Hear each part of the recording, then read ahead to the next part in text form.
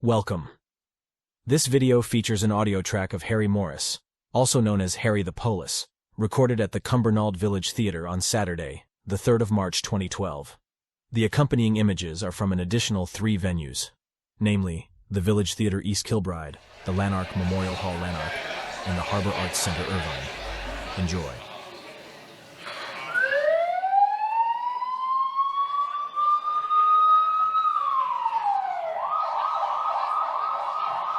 Ladies and gentlemen, please put your hands together for Harry Morris, aka Harry the Polis.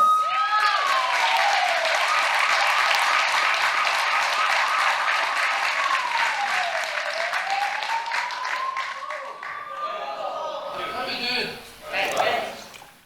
Right, put the lights up a minute till I see who I've got here. Because you never know. I actually do shows sometimes and I go in there and I think, how many people have I arrested here and how many people work for me? There was a guy one time and he kept on giving me the thumbs up and I thought I must be doing really well here. So he says, do you want a drink in the bar after? I says, aye, that'd be great. So I walk into the bar and he's at the bar and he waves me over. And I went, and he gives me a pint. I went, oh, so where are you working now? He says, I'm still in the post office. I says, have you left the Polis? He said, I was never in the Polis. He gave me the jail for a breach and a vandalism. I went, oh, right. Oh, fuck, is that a time? I better go. Out the door. Yes. Right, anyway, I'm going to tell you some stories tonight. Hopefully, we'll have a wee laugh in my various books that I've got out. And they've got them outside there if anybody's interested once you've heard them. So, and hopefully we're going to get a good laugh. I joined the police in the 70s in Glasgow, 1971. And then the first place they sent me to was a place called the Gorbals. Lovely estate, you know what I mean? You could have been in Newton Mearns, but no, they sent me to the Gorbals. Then I went down there, the first thing I got to was one of these things. I got on with this guy and they tell you right away, they say, right, listen, this is what you do, son, right? You don't talk. I do the talking, you just listen. If I want you to talk, I'll say something to you and I'll ask for an answer. So that was okay. So we go to this disturbance. The whole street's phoned in about these two fighting. So we go way down to see what it is. And as we go down there, the woman opens the door and she does one of these things, looks out and she goes, quick, come in before my neighbours see you. You know your neighbour's phoned. So we go in there and he says, right, okay, what happened then? Oh, he's away now, right, okay. So he's taking a note of it and I'm just a boy, I'm standing there quite a thing, just listening, learning. I look through the crack in the door and I can see 2 kids about the age of 5 and under 5 playing in the carpet. So I'm standing there quite a thing when all of a sudden I feel something hitting my foot. So I looked down like that. It's a wee coloured ball. So I thought, oh, one of the kids must have rolled that to me. So I'll demonstrate my football skills. So I flicked it up and booted it right up the hallway. At which point the one went like that, my Wayne's hamster's in that! Fuck's sake. Poor wee Jinky, just going from side to side. So it's one of these things. I was awfully sorry about that. And there was another time actually we went to this call and all the neighbours are all complaining about the noise coming from this house. And we got there and this neighbour said, oh, the smell, wait till you got that close. She said, the smell, it's absolutely stinking up there. So we got one up, chap at the door, it's the circuit in Canvas slang. The guy opens the door, what is it? I said, we've had a complaint about the bang that's going on in here. You let us in? He went, aye, all right, and so we walked in. Fucking, I turned to him like that, there's a horse looking at me. The bathroom door's open and this horse is looking out, like, who is it? Right, so I went like, what's that? And he went, it's my horse. So we get through, open the bathroom door, here's the bath full of hay, here's the flare full of shite. Right, what are you doing with a horse in here? He said, you try leaving it out in that street, the fuckers will steal everything. Right, okay. And I was actually driving down the street one day in the Panda and there's a wee guy out in the street and he's like that waving me down, so I pulled into the side. So I said to him, right, what's the problem? And he says, he says, I was 2 minutes out the house, I just went along the road there, buy myself a daily record, I come back up, the bastards have broke into my house.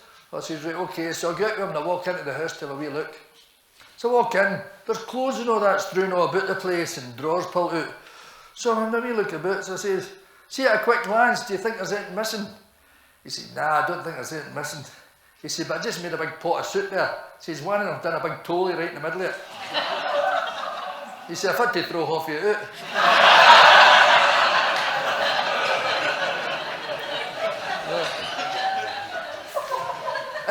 was this, with this guy, right? They used to have this thing in the police called accelerated promotion. And that's when they get somebody who's educated and he's done all his qualifications and he does his police exams. And they push them on a wee bit so they get them promoted earlier. So this guy's about 26 years of age and he comes to the office and he's an inspector. And he's what we call, he's just out the box, right? His uniform's like this as he comes walking in. How's your name, mate? Pleased to meet you. Right. You can shave yourself with the creases, and his mammy must have been like that for days. Oh, fucking make you look good, sir, I'll make you look good.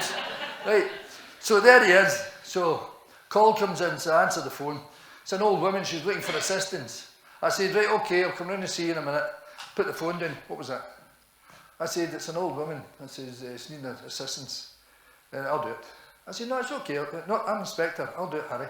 I went, right, okay. So this guy's about 6'3". As he goes to get the door, he goes, come with me. All right, okay, so I go with him. So the two of us walk round, we get to the close, up the stairs, there's the door. Stand back, honey, I'll get it. Chaps the door. Wee voice shouts, who is it? It's the police, madam. Who is it? So he's looking at me. It's the police, madam. How do you know you're the police? You've just called us and we're here now. Ah, but how do you know you're the police? You could be anybody. So he's looking at me, but he doesn't want to ask me, because he's the inspector. And then he thinks, I've got a good idea. So he goes down on his knees, and he opens a letterbox and he shouts, if you open the other side of your letterbox and look out, you'll see me. So the wee woman comes out and she opens up the other side of the letterbox and she looks out, and he starts to point to his hat and his braid. And he went, see, told you we were the police. And she slammed it shut. She went, away you to fuck, you're too wee to be a Polis.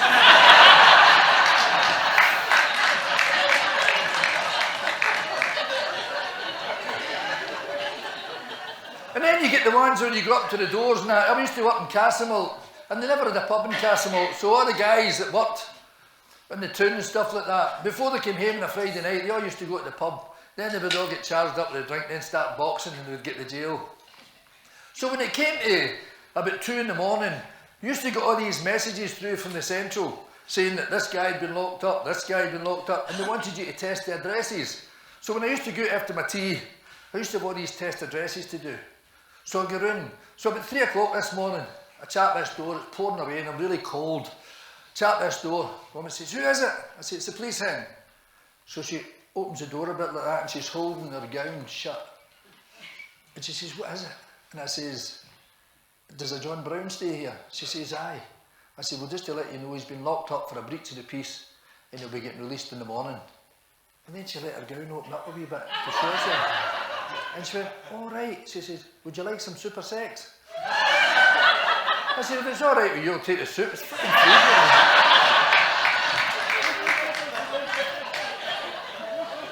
I'm driving down the road one day, right? Transit van, pulled him into the side. Pakistani driving it. So I said to him, do you know the limit here's 70? So he looked at me and he turned around and he says, oh, yeah, but the Polis said, 3 you'll need to get out.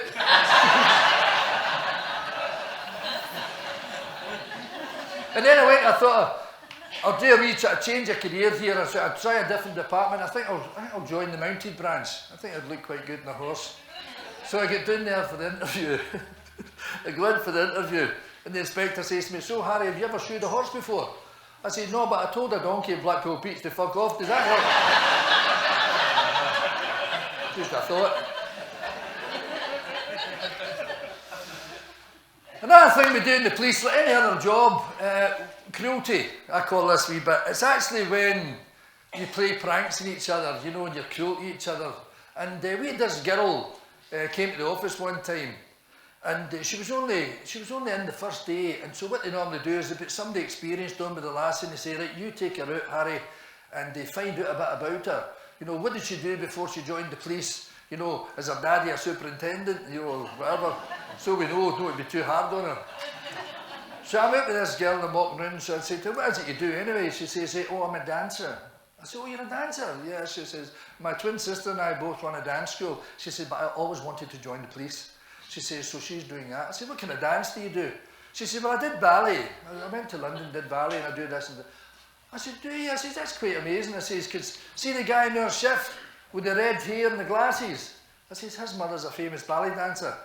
She says, you're joking. I said, no. I says, oh, she's danced at the Bolshoi. I said, she's quite amazing, apparently.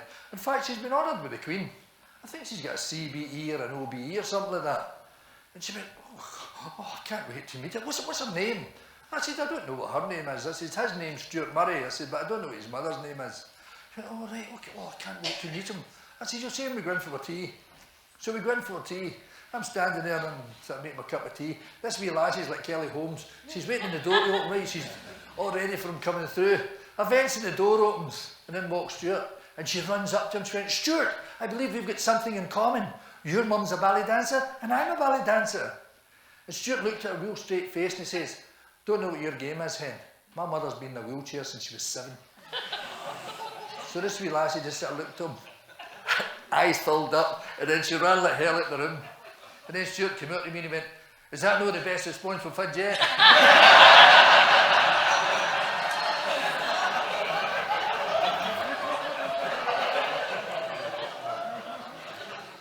And then I was in the crime intelligence in Glasgow, and I used to communicate with this guy in Ireland. And his name was Billy. For Ireland, Billy. There's a surprise. But Billy was actually, he had one leg. He had lost his left leg above the knee, and he had lost his right arm above the elbow in a bomb blast with the IRA. But he was actually so good at what he did that they brought him back and they put him in the crime intelligence. So I used to communicate with him. I was up there and I'd damaged my back, so I was up there as well working in crime intelligence. We would send wee jokes to each other and things like that. And then we decided, the police have got a place called Castlebrae in Auchterarder. And it's like a convalescent home where you go and you can get physiotherapy and stuff like that. And if they come over from Ireland, they get stress relief and stuff. So we decided we would get it so that the two of us would arrive there at the same time. And sure enough, we got the same dates and the two of us arrived there. Now, I've never met him before, we only talked on the phone and stuff like that. So I go there and I meet Billy. Billy, he's a great wee guy. But it's quite funny, in his suitcase he's got 3 legs, right? He's got one leg that he walks with, then he's got another one for swimming. And then his third leg, he would put it on, he went, I don't like this leg very much, but I think that one's for dancing. I would be jumping all the time, right? So there was the two. The second night we decided to go down to the local hotel, we'll have a wee drink. So there, I've got my stick, so I'm sort of walking gingerly like this, and Billy's giving it, he's like a deck chair attendant in Blackpool, so he's like that. And we're walking down the road, right, so we get there, got into the hotel, sat there, had a few drinks. So we've had quite a few drinks and told a lot of jokes and had a right good laugh. And then he says to me, I'm ready for the road. I says, okay, do you want one for the road? And he went, no, I'm going to go to the toilet. I went, right, okay. So he goes to the toilet, I go to the bar, give me another whiskey. So I'm having another whiskey, drinking away. And then I thought, did he come out of there? And I thought, he's taking off for long. I wonder if something's happened to him. So I go through to the toilet, have a wee look underneath, no signs of Billy. So I thought, if you go here, come back out again. I said to the barman, did he pass here? The barman says, what do you look like? Oh, fuck's sake, you know who it was, him? He went, oh no, he says, he's no come out at all. So I go to the door of the hotel. I look up the road, can't see it, look down the road. There's Billy, he's lying there, he's half on the footpath and he's half on the pavement and he's struggling to get up. So I run down to him and say, Billy. I go like that, you all right? He went, I'm a fuck all right, I'm fucking legless. So I'm like, and I'm laughing and I'm trying to pick him up. But sure enough, he's getting running around like a wee peary. So I said, where's your leg? He went, there it's across there. He came out of the hotel, dead gallus, couple of drinks in him, saw a coke can, went to kick it. Woof.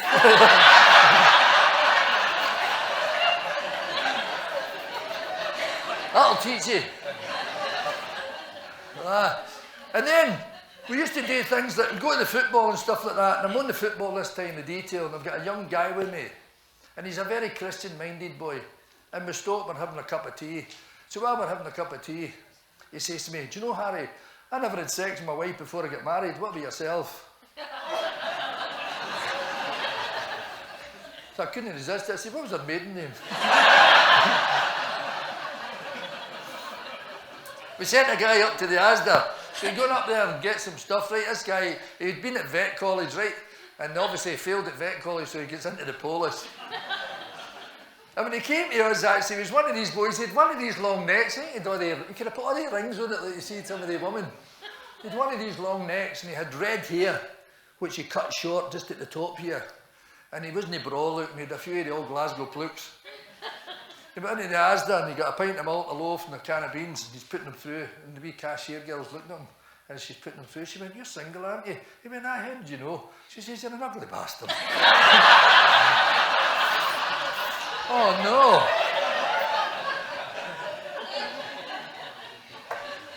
But the best one actually was this girl.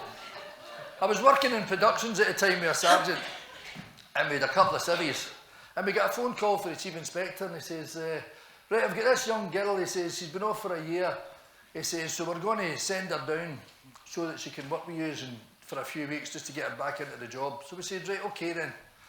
Well, this lassie, we said, "Do you know this lassie, Mary Brogan?" They went, "Aye, oh, she's a lovely wee lassie. She's lovely." Now lovely wee lassie. When she came down, she was enormous. She was massive, right? She must have ate for Britain, this lassie. So she comes down, and we're like, "Oh, how you doing? You Mary Brogan?" "Oh, right, okay." So in you come. So we couldn't resist it. We used to have 2 chairs like this, and we had 1 chair that used to have handles.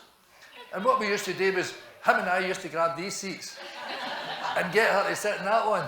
And she'd just sit down and get herself in position. And then we'd say, "Oh, Mary, go and use the phone book there." She'd be like that. Or else we used to go to the Asda and buy a couple of plain cakes and then a big chocolate eclair one and put them out and we'd shout, "Mary, we've made a cup of tea, help yourself." And then we used to hide and we would watch her and she would come in and she would look a bit like that. See the big cream one, she would gubbed it.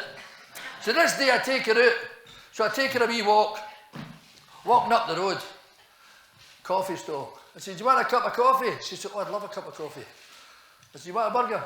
She went, "Oh, I'd love a burger." I said, 2 cups of coffee, just give me an ordinary burger." I said, "Give her a banjo burger."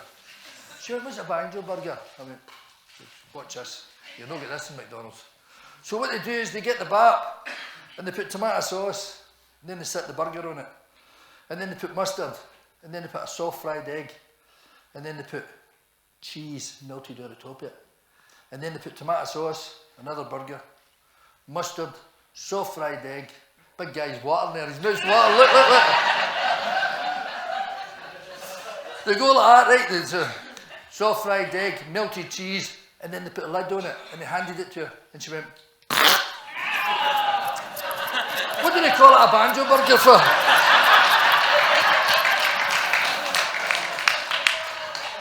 She's at the police social club, right? She's like, "That's it, I'm going training, I'm going to lose some weight." So she's in there and she's doing all her weight stuff and all the rest of it.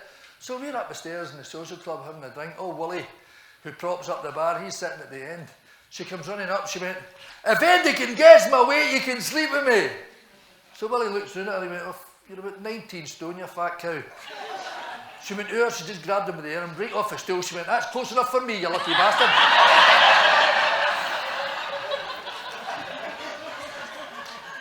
And old Willie was one of these guys, you get him in every police social club, you know, he's a retired cop and he props up there, "That's my seat, this is it, you know, Willie's seat," and he sits there just with the pint. And there's always about that much at it, you know, unless you go like that, "You want a beer?" "Aye, okay." So you get a wee drop out there, drinking away, and they're doing the quiz. And it's coming up to Christmas, and the quiz has been running for ages in the club, so the money's been mounting up, and it's got to, it was nearly £2,000. So they said, "Look, we're going to do, it's coming up to Christmas, we're going to make it up to £2,000. Okay, so this is the quiz night." So they did the whole quiz night. But at the end of the night, still nobody won. So they says, "Right, we're going to do a music question here, right? And the winner is going to get the £2,000 in time for Christmas." So, 4 words. Take That had an album, their first CD. It was called Take That. What was the other 2 words? Whole place went silent. Everybody's all thinking about, thinking about it. Oh, Willie puts his phone up. "I've got it! I've got it!" They went, "Willie, what is it?" He went, "Is it Take That, you bastard?" So you know, Willie, I don't think that one would have got into the charts. And then there was this night I got a call. And it was, there's a call to the fact that this man in his 3-piece suit was being chased about Pollock Shaws by another man who had a baseball bat. So the guy's running like buggery and this guy's chasing after him, trying to swipe him with a baseball bat. So we get the call to go down there, so we go down there, we quickly get the baseball guy, right, you apprehend him, put him into the back of the motor. So after we've got him in the motor, we said to the guy, right, what happened? The guy said, don't know, for no apparent reason, this man just attacked me as I was going to my car. He says, all right, okay, and just as that, there's a crowd gathering, and this young girl's like that. So I went, hold on a wee minute. So I go out, and he went, don't believe what she says. So I go out to speak to the girl, and she says, listen, she says, he picked me up, he's a chartered accountant, he picked me up in Blythwood Square, and then we agreed a price for sex. Came back to my house, we're in my house, we've had the sex, I just go into the toilet, he's buggered off without paying me. So I just phoned my hitman, right, my minder down the stairs, and as he walked out the building, he went for him. She says, and that's how. So I went, all right, okay, thanks very much. So I go back, as I walk back to the accountant, he's like, don't believe a word she says, she's a bloody liar, look at her. She's a liar, don't listen to her. I'm a happily married man. I said, listen, hold on. This girl's saying, and I related the story to him, she's a liar. I'm an accountant, I'm happily married, I stay in the Mearns. I don't need to go with somebody like that, she's disgusting. So I says, no, are you sure about that? I did not have sex with that woman. Now somebody that says that, you got to believe him, haven't you? Right? And I says, well, she says that you did, and you didn't pay her. She's totally lying. That's another one, you know. Who ever heard an accountant didn't you your money? So I says, well, are you sure about that, sir? He says, definitely. He said, look at her. I mean, who would you believe? And I went, you're right enough, sir. You're right enough. But you're positive you didn't have sex with her? I told you already I didn't have sex with her. I says, okay. It's just I've got to ask you because she's known to us and she's HIV positive. And we've been watching her. Well, his fucking legs went right. And I went, are you okay? Are you all right there? What did you say? I said, she's HIV positive, and we know for a fact she's been taking people back to her house and having unprotected sex. So as long as you've told me that, I'm happy for you, you know. Well, he's like, listen, I think I'm not feeling very well, I want to go home. So I said, well, you sure? I says, I wouldn't feel very well either if that guy had chased me with a baseball bat. I said, so what we'll do, we'll just quickly charge him and then you can go away. No, I don't want to, I just want to forget about it. I want to go home. So, you sure? Aye. I said, well, you need to sign the book then. So he signs the book, he doesn't want the guy charged. And I says, well, okay, that's you then, sir, you can go. So he unsteadily holds onto the car and he walks around and, are you okay to drive there? Aye. He gets into his car and drives away in his BMW. And my mate says, did you not tell him? I went, nah, let him read the book. But if you're here tonight, by the way, it was just a joke. Next wee bit I want to go on about is socialising. Now socialising, like every job, we all like to socialise, go to different things. I mean, I just joined the police. I was actually dead chuffed that I'd actually got into the police, you know. And so the first party I get invited to, I got along there. And I'm in the party, and the first person that says to me, oh, what do you work at? So I'm like, I said, oh, I'm in the police. They're like, oh, fuck. Don't tell him. Hide the vodka. Right? And nobody wants to talk to you. They go like that, don't say anything about the MOTs, just keep it quiet, you know. They don't say if you're what do you work at? I'm a joiner. Oh, watch him, he'll screw you against the door. No. What are you, a plumber? Plumber, watch, he'll clean your tubes out. No. But if you're a Polis, nobody wants to talk to you. So I thought, right, bugger that. So the rest of the night I sat there myself in the corner with my half pint. So I decided, that's it. Next time I go to a party, I'm going to be something different. I thought, I'm going to be a doctor. But I wasn't going to be any old doctor. I was going to be a gynaecologist. Dr. Morris at your cervix. So, right. So I go to a party and that, so they say, what do you work at? I'm a doctor, I specialise in gynaecology. Oh, hey, there's a gynaecologist here. Well, see, halfway through the night, it's amazing the many people, women, who followed me upstairs to tell me about a problem they had downstairs. I was like, here you are, cranberry juice, try that, okay. Writing prescriptions, here, take that here. Just tell the doctor wrote it out for you. One wee woman came up to you and she says, listen, Harry, can you help me? She says, every time I do the toilet, I hear a whistling sound. I went, thrush.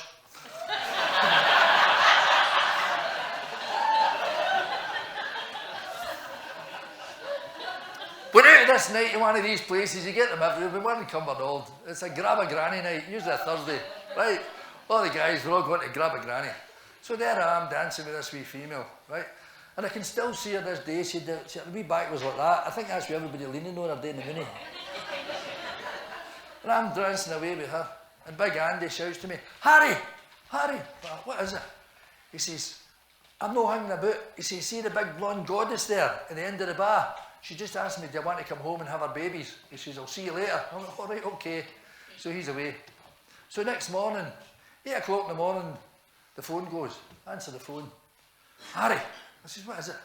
You need to come over and help me. I says, what is it? Tell me. He went, no, just come over. He says, gives me the address. He says, just come right over right away. Right, okay. So I go way over there.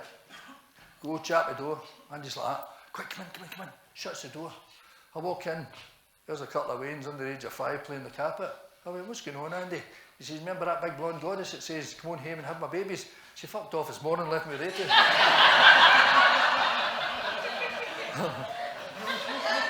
That's when you want the social work department, you know what I mean? that's when you appreciate them.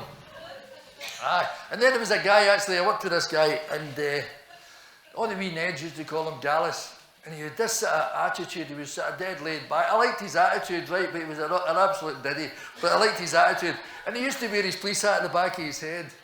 And he would, everybody would say, how you doing, Apollo? You okay there? And he would do this American chat, you know what I mean? Hawaii 5-0 sort of thing. And this day, we said, right, we're going to give you the new Panda today, the new Vauxhall Viva. We're getting the new Vauxhall Viva. Yeah, you're getting the new Vauxhall Viva, so take it out and be careful. Don't damage the car. Right, no bother. So we're out there in Collins driving about in the Vauxhall Viva. And we get this call. There's a disturbance down at the Polis Borough Hall. There's a wedding on. And all these wee Neds have all gate crashed it. So everybody's up in arms, a big disturbance and all the rest of it. So we bomb it away down there. So instead of parking out in the street, calling things straight in the gate, right along all the sort of stones and all the rest of it, and parks right at the front stairs of the Polis Borough Hall. So we're in there, walk in. As we're starting to go in, all the Neds that had caused the disturbance are all running out, they're all jumping out the windows and everything, they're all running away. Colin's like, you better, you'd seen the sheriff, you better go. Like this. So I go in there, walk in. Worst thing you can ever do when you go to a disturbance, when there's a lot of people, is ask them what happened, because it's stereo, right? You can't hear a thing. So what you have to do is, say, hello, what happened? Whoa, they all started. So he went, and then he looks and he sees this nice looking girl, and he goes, did you see it, Darren? She went, yes. He went, okay. Right, everybody, please, can you all go back into the hall? What's your name? Angela. Okay, Angela's going to tell me, you go back into the hall, enjoy yourselves, I'll see you in a minute. So he then takes Angela, come on, Angela, sit down. You okay?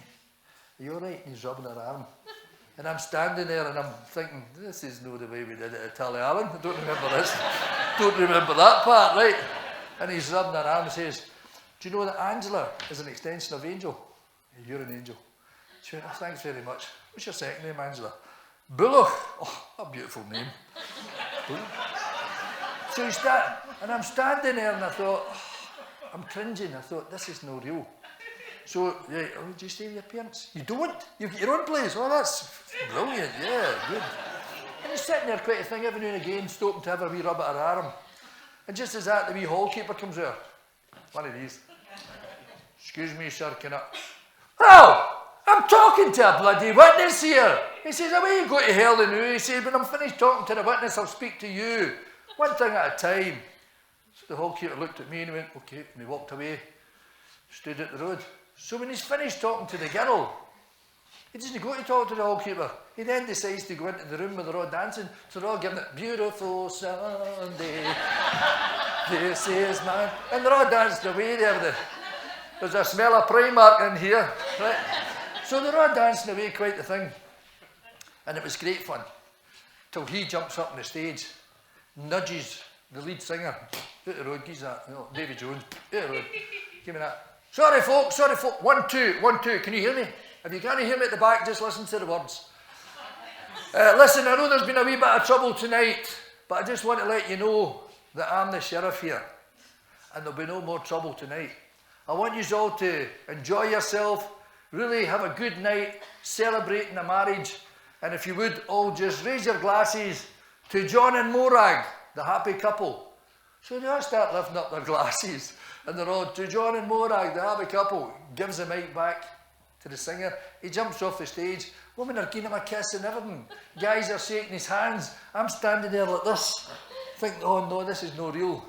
And then he comes out and he walks through and he goes like that to the hallkeeper. Right, my man, what's your problem? And the wee hallkeeper says, I don't have a problem, Sheriff. You do. Come and see this. And he walks us over to the door and we look outside and the Neds have come back and turned their panda upside down.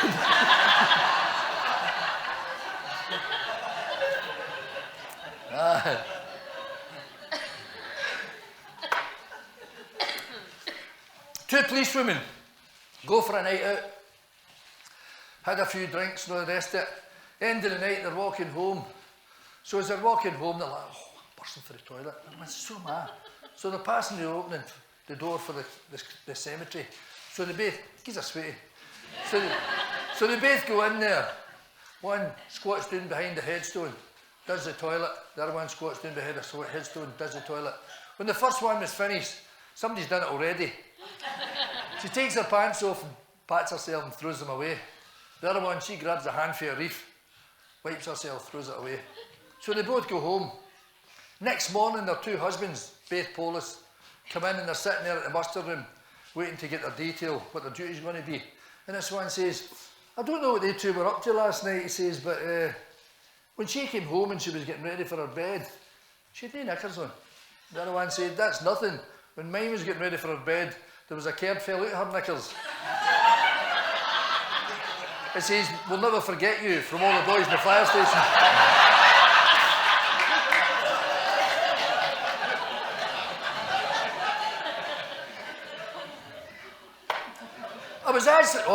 I was invited, me and my wife invited to one of these new disco diner things in Glasgow city centre. So we got along there. And when you go to the toilets in it, it's one of these fancy ones, it's a bisexual one. I think that's what you call it. And it's so it's male or female, you go in there and it's all wee cubicles. So I go in there and I go into my cubicle, shut the door and I sit down. And I'm only in seconds when this voice says, hi there. I went, oh, hi there. And then she says to me, what are you doing? I said, same as yourself, I'm just sitting here. She says, is it all right if I come over? I said, well, no, the new hen, I'm a bit busy at the moment. And then she says, let me phone you back. There's a fucking idiot next door keeps answering all my questions.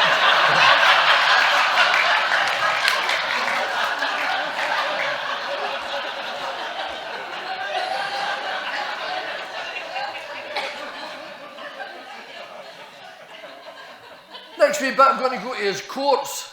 It's great fun giving everybody the jail, all the bad guys and all the rest of it. But you've also got to go to court and you've got to prove the thing. And as a young cop, I was really nervous. 1972, and I'm at court for 3 guys that were jailed for breach of the peace. So I'm really, my stomach's all going butterflies. I've been like that for weeks, so I have. You know what I mean? And I'm really dead nervous. So I go in there and I'm standing in the witness box and I've done it. And the Procurator Fiscal is leading me through my evidence. And he says to me, right, officer, and then what happened? And I says, well, they shouted at us. And he went, yes, and what did they shout? So I says, well, they swore. And he went, yes, what did they say? So I said, well, they shouted that we were a bunch of effing bees. And he went, spare me the blushes, please. Tell me the exact words that they used. So I thought, oh, okay then. So I says, well, they shouted that we were a bunch of fucking bastards. He went, thank you. And did you apprehend them? I went, you're fucking right, we did.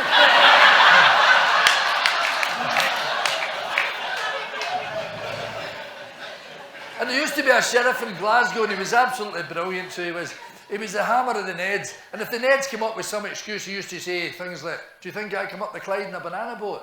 And he came out with all these different things. And I remember one time we were going into the canteen and they used to have the sheriffs and the court officers would all be at that side and then the public would be at this side and they would sort of queue and get served that way.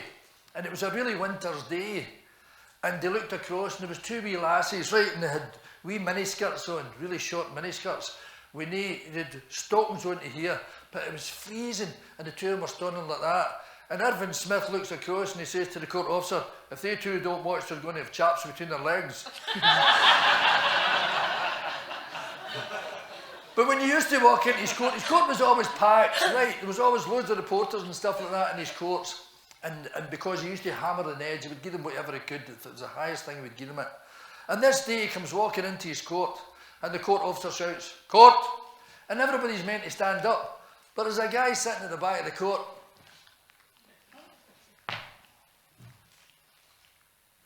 He sits back down again. So Irvine Smith spots him right away. So he says to the court officer, "Inform that young man I will have no mastication in my court."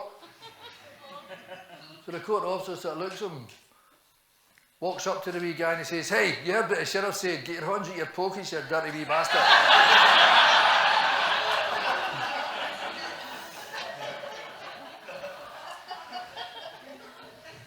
And there was a guy actually done for drunk driving one time. And he goes to the solicitor and he says, "Listen, I really need to fight this, you know." He says, "Because if I lose my licence, then I lose my job, I lose my house, I lose everything." He says, "So I really need you to fight this for me." So the lawyer says, "Let's have a wee look at it then." Okay, right, the main things here, right, your speech was slurred, your clothing was dishevelled, your eyes were glazed. And he looked at the guy and he said to him, "There's something up with one of your eyes." The guy says, "I've got an artificial eye." He says, "Can you take it out?" So he went, "Oh, okay." Puts his hand in his pocket, takes out his hanky, pops it out. He went, "If I had to ask you to do that in an open court, would you do it?" He says, "Will it help my case?" He says, "Well, it might well do." So he says, "Right, okay." So it comes the day of the court case, and he's sitting in the dock, he's got the clean hanky, and the cop is in the witness box and he's going through his evidence with the procurator fiscal, and yes, then we apprehended him. "Fine, thank you very much." And he sits down, and the defence agent gets up and he says, "I've only got a few questions for you, officer. First of all, you say here his speech was slurred." He went, "Yes." "And you say that his clothing was dishevelled?" "Yes."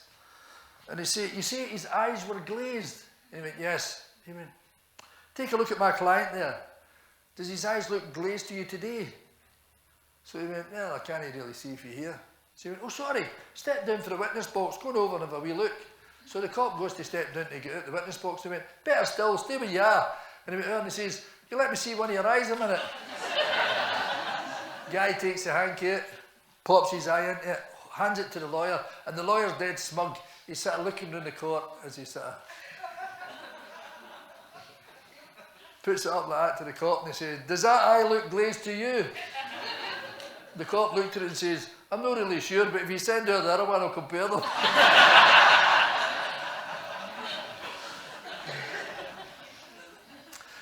There's two guys in the court, young guys, first offence, in the court for drugs.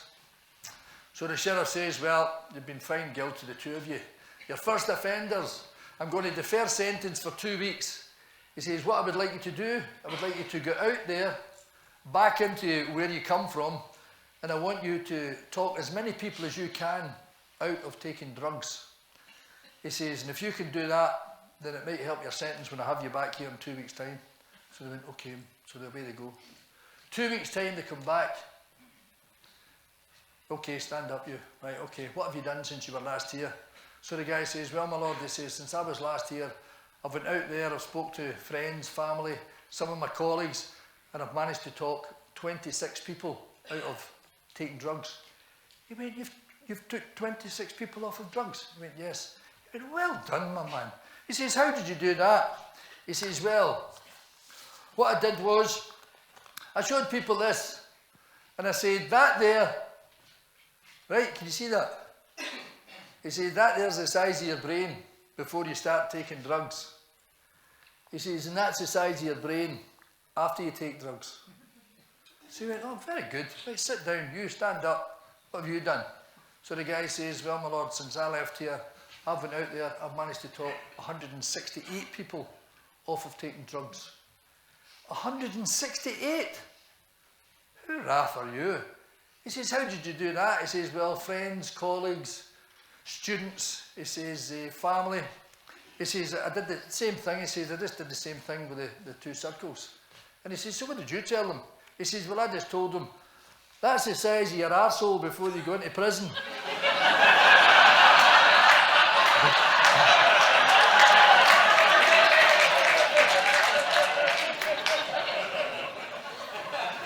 Very good. There's a wee woman in the court for shoplifting, and the sheriff says, right, I'm sorry, but I've got to find you guilty for the shoplifting. He says, you've stole a tin of pineapple slices here. He says, you're 67 years of age and you're out there stealing. He says, I've got to send a message out there. He says, I don't care what age you are, I have to send a message out there that I will not tolerate this. So he says to the procurator fiscal, many slices of pineapple was there in the tin?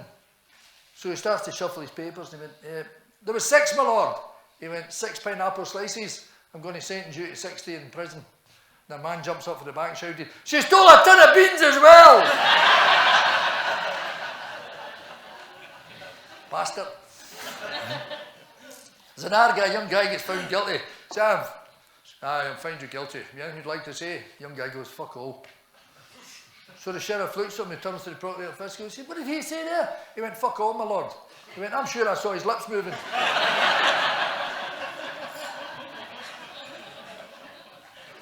Right, where are we? Oh, I must tell you this one.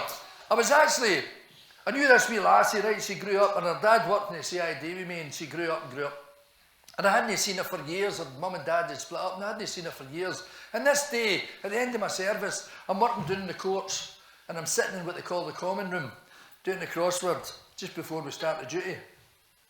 And I'm conscious of somebody at the side of my face coming up. So I turn around like that, and the voice says, hi, Uncle Harry. So I look, and it's his daughter, Jennifer. So I mean, Jennifer, what are you doing? She says, I'm in the police now. She says, so they've sent me down here for a week to get some experience, you know, in the courts. I went, all right, okay, so well, hold on a minute. So I got away down, I said to the inspector, listen, that's Bob's daughter, my mate in the CID. I says, put her on with me and I'll keep an eye on her. He went, aye, okay then. So I phoned her dad up. I said, by the way, Jennifer's down here in the courts. I said, but I've got her with me, so I'll look after her. He went, oh, good, Harry, thanks. Let us know how she gets on. I went, right, no bother. So what you do is when you're going up the court, you actually walk past the cells. But there's usually nobody in the cells by that time because they're all up the court. So we got the stairs, hanging about, doing all the whole thing. Then it comes to lunchtime. So they adjourn for lunch. So what they do, they take all the prisoners down first and they put them into the cells. And what we've got to do is when we come down, we've got to walk along this passageway. And you pass all the open cells where they are to get to the common room that we want to go to. So I said to her, right, first time, I said, now listen, don't look at them, because as we pass here, they're going to mouth you off. They're all going to give you mouthy. I said, so just ignore them and just walk on. She went, right, no problem, Uncle Harry. So we're walking along, and as we're walking past this cell, all these wee Neds, this one shouts, hey, darling, how'd you like to sit in my face? And she turned around and she went like that, is your nose big on your penis? I phoned her dad up. I said, by the way, she's going to be fine. she's got to all. Anyway. Next wee thing is families. In the police, you've actually got to have a strong family because if you're doing surveillance or anything like that, you can be away for days and stuff like that. You work long hours and you're kept on and stuff like that. So you have to have sort of, you're in and out sort of thing in the house, you know. The mains are like that, Mum, there's a strange man in the kitchen. That's your daddy, I think. Anyway, so this day, I'm actually in the house and I'm sitting with my new neighbour from next door. He's in and introduced himself. I'm saying, have a wee glass of wine. So we're having a wee glass of wine and quite the thing. And then the door opens and in comes my youngest daughter and she's carrying a chair. So she went like, hi Dad. I went, oh hi Kimberly. And she walked through into their room. So I never thought I didn't know it, continued talking away to him. Then a few minutes later, the door opens again. This time, my other 2 kids, and they're carrying a sofa between them. They go, hi Dad, hi Dad. I went, oh, hi Sammy, hi Scott. And they walk through into their room. So he's talking away. I went, here, hold on a minute. Right, you 3, get through here a minute. I want to see you. So the 3 of them come through. I went, where did you get that? And the youngest one says, a man gave us it. I went, right, that's it. Get in there, get your pyjamas on, and I'll be in to see you in a minute. And my neighbour says, oh, calm down, Harry, what's the problem? I say, I'm fed up telling them. Never take a sweet off a stranger.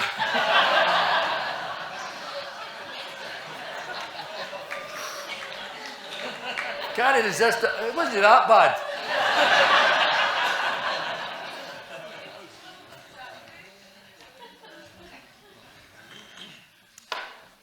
My son was coming up for 10 years of age. And he comes up and he says to me, I've been off for a year. I've been 3 months in plaster. I've been 7 months walking with a Zimmer.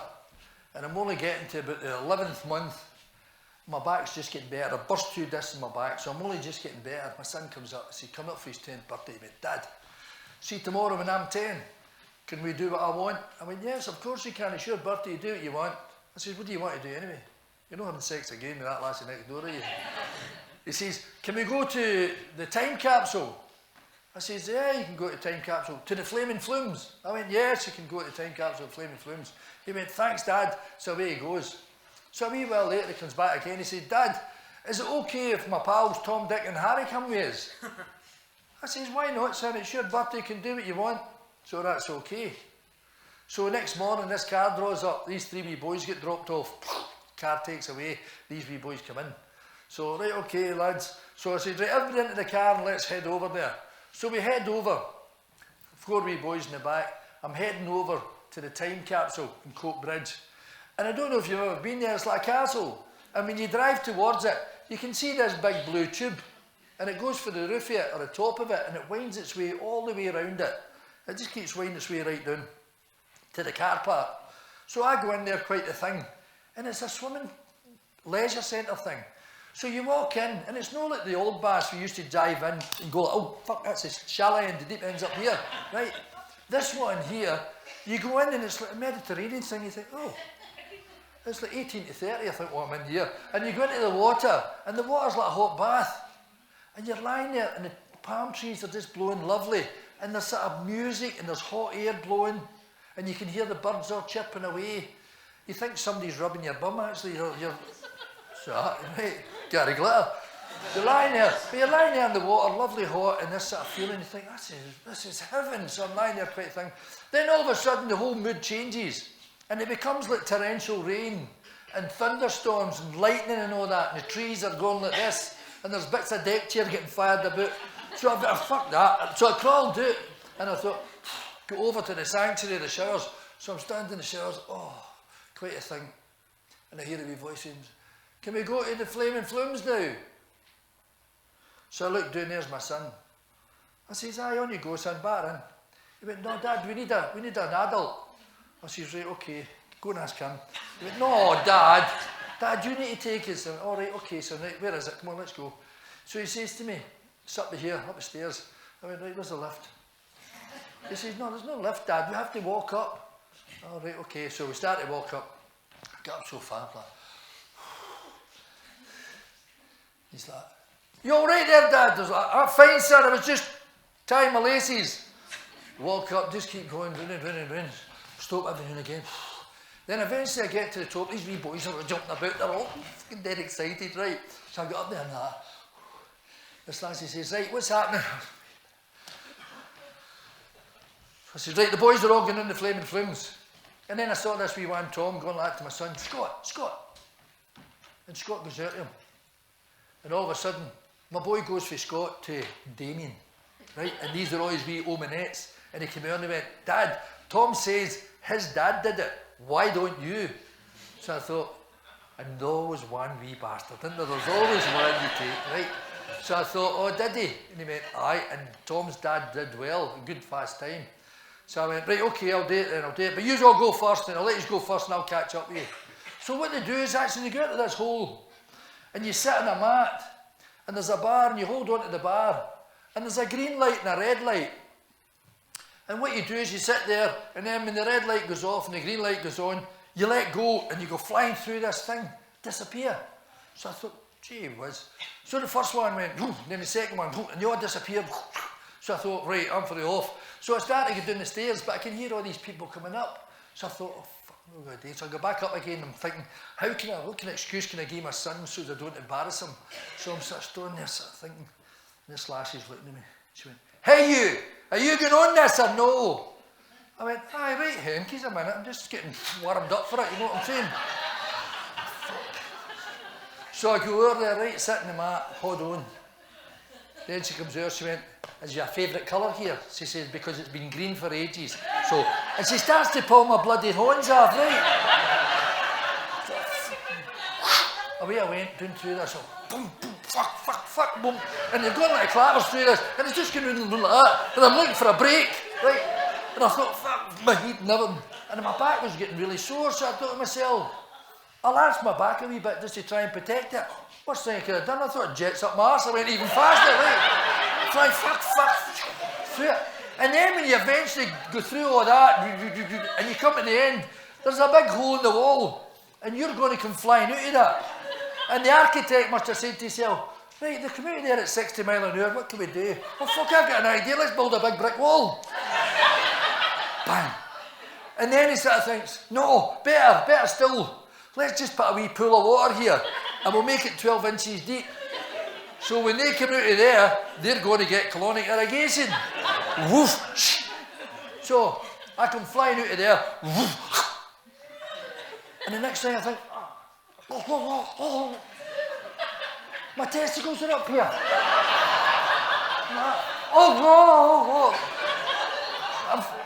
And I thought, I'll try and swallow. So I'm like a Drossen gull, I'm trying to swallow.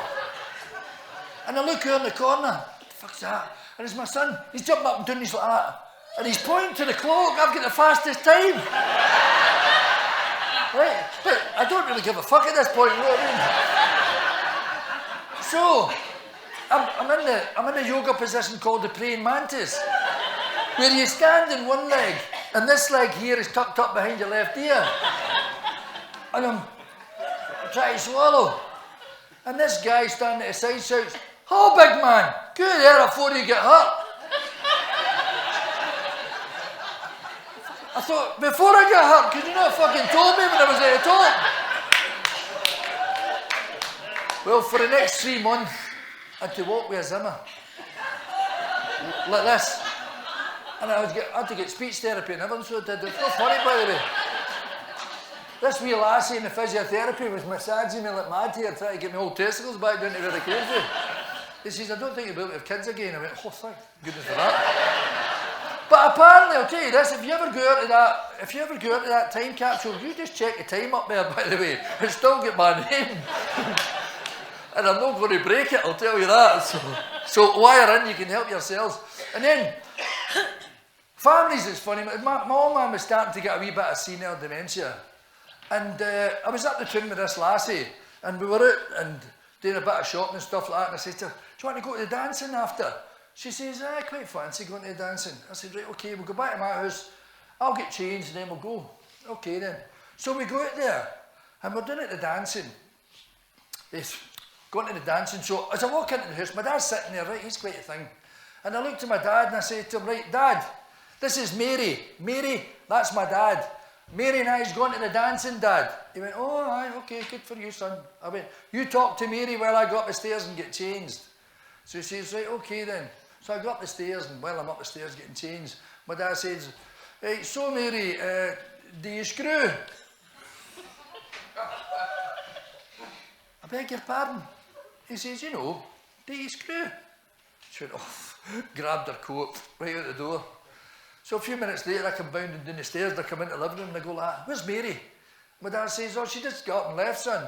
I says, "Oh, Dad, what did you say to her?" He says, "I never said anything." I said, "You must have said something to her. What did you say?" He says, "I just asked her, do you screw?" I said, "Many times I've got to tell you, it's do you twist?"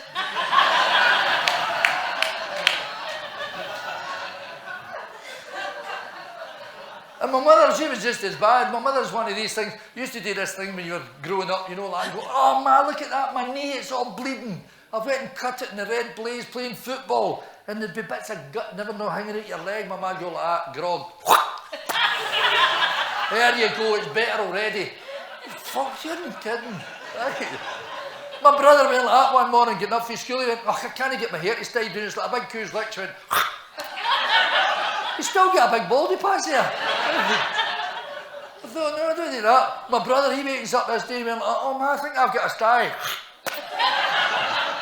Poor wee bugger, for years he'd did John Lennon glasses before John Lennon. Used to get about with him with a big plaster over one eye.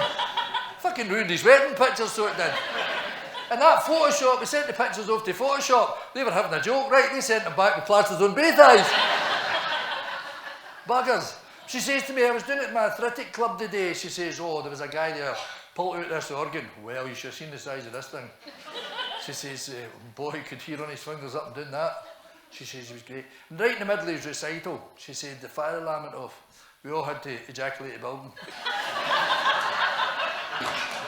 She says, while we're ejaculating it, right? She says, you know that bitch that lives along the road there? There's always a bitch in the old woman's life, isn't there? You know that bitch that lives along the road there? She gets everything. She gets the bus comes for her only and takes her up to the shops. She's got that stair lift that goes up there. They fitted a shower in for her. She says, she went running by me like Zola Bud. She got to the door and thought, oh, Social might be out there, and ran back to get her Zimmer. She said to me, a Wednesday, right, I take her out on a Wednesday, we go for the old shopping, and then we go and we have a bit of lunch. And she says to me this Wednesday, listen, I want to go to B&Q. This is the day where we get a discount, Wednesday. So I said, all right, okay then. So I said, what is it you want? And I'll get it for you. No, I want to go myself. I want to pick it myself. I don't like the things you pick. I went, all right, okay. So I get her up to B&Q, in the wheelchair, go in there. So, oh, got this one, right, up that one. Not doing this one, not doing that. We're doing that, right, up that. And we're up and doing and up and doing and up and doing. And what they did once before, I took her in there and they gave one of the wee motor things. Right, Mama can't drive. And yet they gave them one of these things. They're a fucking danger. We're in the boot like, oh, for God's sake. They don't know how to do it, right? So I'm pushing her about and all this. She said, nah, I can't see what I'm looking for. I said, what is it? I can't see it. Just take me out to the lassie. I'll ask the lassie. So I said, the lassie's busy. There's a big queue and she's putting stuff through. It doesn't matter. I'm the one. I just want to ask the lassie. I'm the one, Eton. I'm the one, Eton. I just want to ask that lassie something. Push me forward, push me forward. So I take her to the front. She says, excuse me, hen. Excuse me. The lassie's like, oh, what is it? She says, where's your clitoris? So everybody's all starting to laugh. All these organs are all up laughing. She says, I beg your pardon. She says, your clitoris, where's your clitoris? I've been up and down here looking for ages. And I've got to quickly work it out. And I think, clematis! It's a clematis she's looking for, right?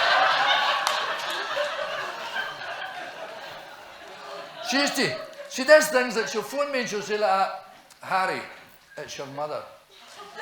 She's 86, I've known her all my life, you know what I mean? And she'll say, I mean, every time I phone you, you're never in. And then I can hear her door opening, me shouting, hi Ma, it's me. And she'll go, oh, hold on a minute, you've just walked in. You should stay in sometimes and answer your bloody phone. The phone. Cracker. Right, next one is, my daughter was 7 years of age. And she was sitting in the garden wall. Quite the thing. We lived in a wee country road. So she's sitting in the garden wall, quite the thing. And she's just sitting, waving her legs away like this. And this sports car drives past. And as he drives past, he slows down and sticks his tongue out at her. Well, she gets really mad. She comes running in. She went, Dad, there's a man just drove past in his car and he stuck his tongue out at me. I went, don't worry about it. Your dad's a policeman. I'll get him. She went, you get him, Dad. You get him. I said, don't worry, I'll get him. So I go back shift that day. I come back. And then the next morning, she's at school. So I'm getting ready for my back shift the next day. And she comes running in. And she went, Dad, see that man I was telling you about? I says, aye. She says, I did a drawing of him. She says, so I want you to get all your pals in the work and get him. Right? Now, for 27 years, I've been looking for this guy. I feel like Sam Gerrard, looking for a fugitive. So what I try to do now is to try and cut it down a wee bit. Is every time I do one of these things, I ask people, have a wee look at the guy next to you and see if he looks like my daughter's drawing, right? Put the lights up a wee minute, Scott. It's Sean. Right. Now, I want you to tell me, do you see him?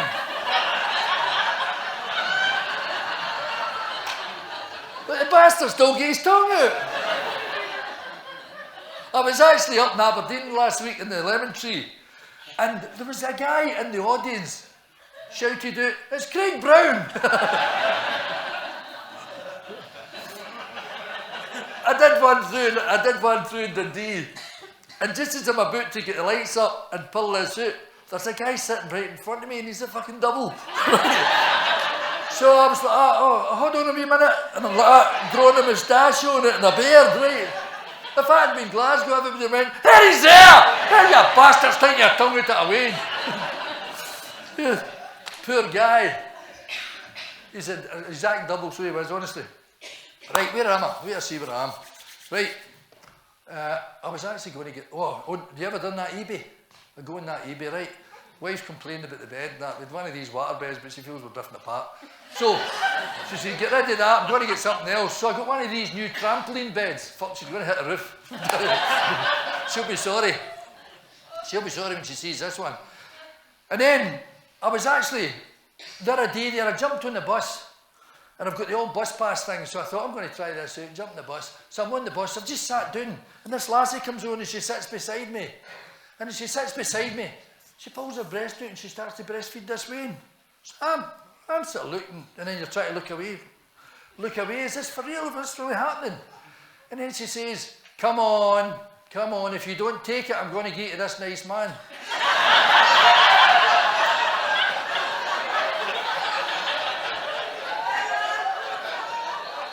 So I'm sort of thinking, so you're trying to look everywhere but at her, you know. And then she says, no, come on, stop messing about. If you don't take it, I'm going to give it to this man, I'm telling you. I had to say to her, for fuck's sake, make up your mind. I should have got half 4 stoves back.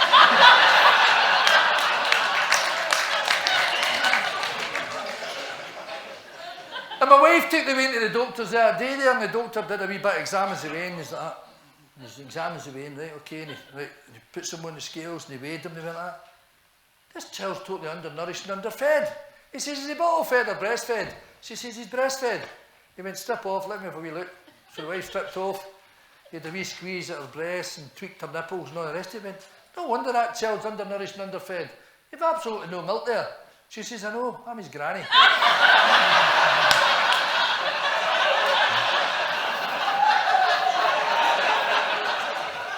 But thank you, doctor. I love that. And then you get into these things when you're in the police office and you're all sitting at tea times and that, and you're having a wee blather with each other, and guys are like, oh, I just tell her straight, I want steak tonight for my dinner, and I better get a drink of wine. And he said, and this other guy, oh, I just make sure, if I come in there and the house has not been hoovered, the bed's not been made, he says, I crack up with her, you know. So I thought, I'm letting her away too easy. So I thought, I'm going to be the man in my house. Right. So I come home this night and she's lying there quite the thing. She says to me, what's for dinner? I says, I'll tell you what's happening here from now on. I says, see when I come in that door, you better be there to greet me with a glass of brandy in the newspaper. I says, while I'm sitting on that, I want you in that kitchen and you better be making me a 3-star Michelin meal that I'll enjoy with a Chateau Neuf de Pape. And as I'm sitting there savouring it all, when I finish it off, you take me up the stairs and I want insatiable sex the way I like it. And when I'm lying there having a fag after it, I want you in that bathroom, running a bath with that smelly stuff and get the candles all around about it. And when I come out, I want you to pat me dry, get my robe, dry my hair. I says, and then you're going to take me in the bed, I'll lie down, you get your aromatherapy oils out and you'll start to rub my feet and rub my hands. I says, and see tomorrow, do you know who's going to be helping me on my suit, brushing my hair and shaving me? She looked at me and she went, well, my first guess would be the fucking Undertaker.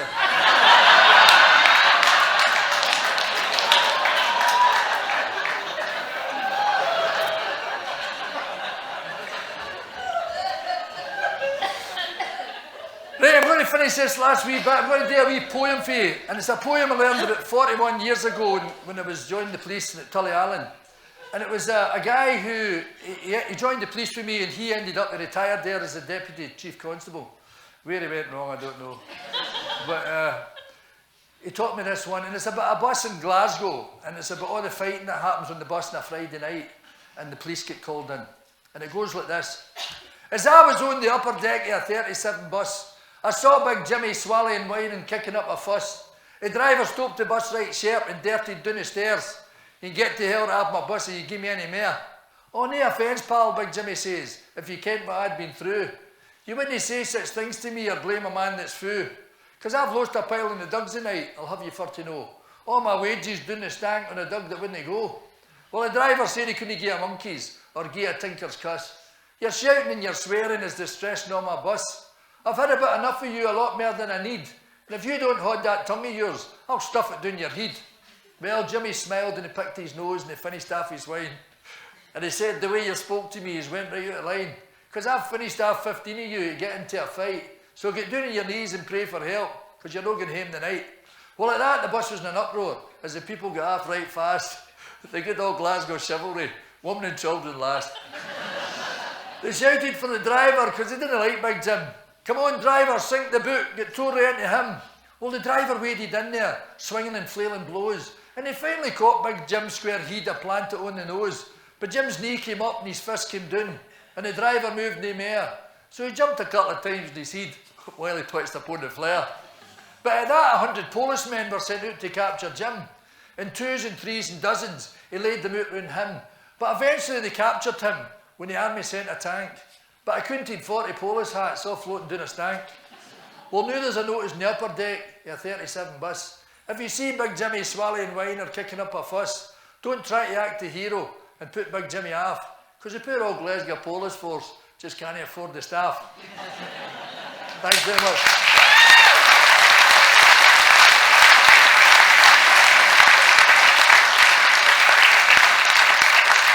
I think it's drinky time and PP time. See you shortly.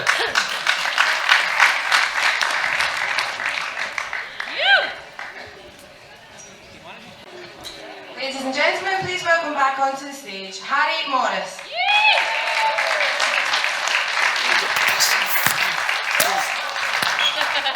Three times this wee bastard said to me, I hope you break a leg.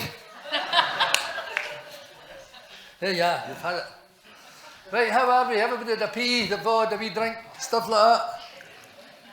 All looking good. Just have a wee quick look round about, see what we see here. There's Brenda there. Brenda, I know Brenda when she was a young girl. Used to work up Blythswood Square. Parking ticket office. Who else have we got? Where's Betty? Oh, Betty, where are you? Betty. How you doing, Betty? And Jean. By the way, Jean. I first met her, she was a lap dancer. She was, I tell you what a lap dancer she was amazing. There's loads of other faces, but I don't know if I've locked you up or we know each other well. Right, start off, I used to actually, when I was in the motorbikes, this day I goes into this police office, took my helmet off, and I go into the control room, and there's two girls there. One's working what they call the PNC, which is the Police National Computer. The other one, she's doing the calls. So they're split up like that. Take my helmet off, light a cigarette up, smoke my cigarette. I said, they're going to do me a favour, check a car for me. She went, right, okay, what's the number? So I'm standing over her. ABC 123, so she put it in, looking at it. Nothing, no, try 122. Still smoking away. No. And she tried umpteen different numbers to see if I could get this, what I was looking for. No. And out the side of my eye, as I'm talking to her, I can see this wee round thing. So I went like that. I think it was an ashtray. And when I looked down, it was her wagon wheel. So I picked it up and I started trying to rub it off, right, like this. And then a girl turned around and she looked at me, so I was like that. And then she looked around at me and caught me. So for the next month, I used to go in there and say, Cathy, I've got your biscuits and that, but she never forgave me for it. But I think I might have come across the first sort of smoky sort of wagon wheel. You know what I mean, a wee flavour there. I could have maybe patented that. I thought, no, maybe I could have. I was actually working in an office one time. What they do is, the older you get and experience and stuff like that, they put you into an office, and the idea is that you can solve the problems of the people that are calling. So if you can give them a solution to their problem, it saves you sending a police car or a police man up to the house. So I'm in the office this day, the phone goes, I pick up the phone. Hello, Strathclyde, please, can I help you? And this woman with a rather irate voice says, yes, someone has just poured yogurt or cream all over my bedroom window. So I thought to myself, well, why don't you just go out and clean it off? She says, what, with a disabled son? I says, I think that's a bit drastic. I was going to suggest a bucket of water and a cloth. And they did all the time. And then I was in this other office at Cambuslang, and it used to be in a wee row of shops. And this is great. And then this wee drug dealer, well, he wasn't a drug dealer, his dad was. And at this time, he was always getting stopped because the son was getting everything. The father would buy him stuff and all the rest of it. And he'd first car, wee sports car and all the rest of it. He drove about. And he was always getting stopped with the guys because he knew that his father was a drug dealer, you know. And so they would stop him regularly, and they would always give him what they call a horty to produce his driving licence and insurance. And he was always taken into headquarters all the time. And then this time his dad was locked up and he was getting stalked quite a bit more. So this day he comes into my office and he comes walking in. As he walks in, I recognise him right away, because years ago he sprayed on my wall, my garden wall. So as he comes in, so I was like, yes son, can I help you? He went, can you help me? You don't find well who I am, why I'm here. Gives me his horty. Right, where's your insurance and driving licence? I said, God, you've been stalked a few times, have you? No, I think I've seen you. He says, me, I get stalked every day. He says, what else have they got today, you Polis? What stalked me? I went, I know, it's ridiculous. I says, anyway, son, I'll do this quickly for you. I says, oh, by the way, I hope you're not parked up in the main street there. He went, no. He says, I've parked in the back. He says, if that's okay. I says, aye. I says, is there anything in it? He went, no. I says, okay, I'll be as quick as I can. So I said to him, all right, just hold on a second. And I went through the back door, opened the back door, and we were in this row of shops, right? But there was people's houses above it. So I went up the stairs, and you go into it, and there's a big platform, and a lot of them had plants and all that out, you know, on the balcony.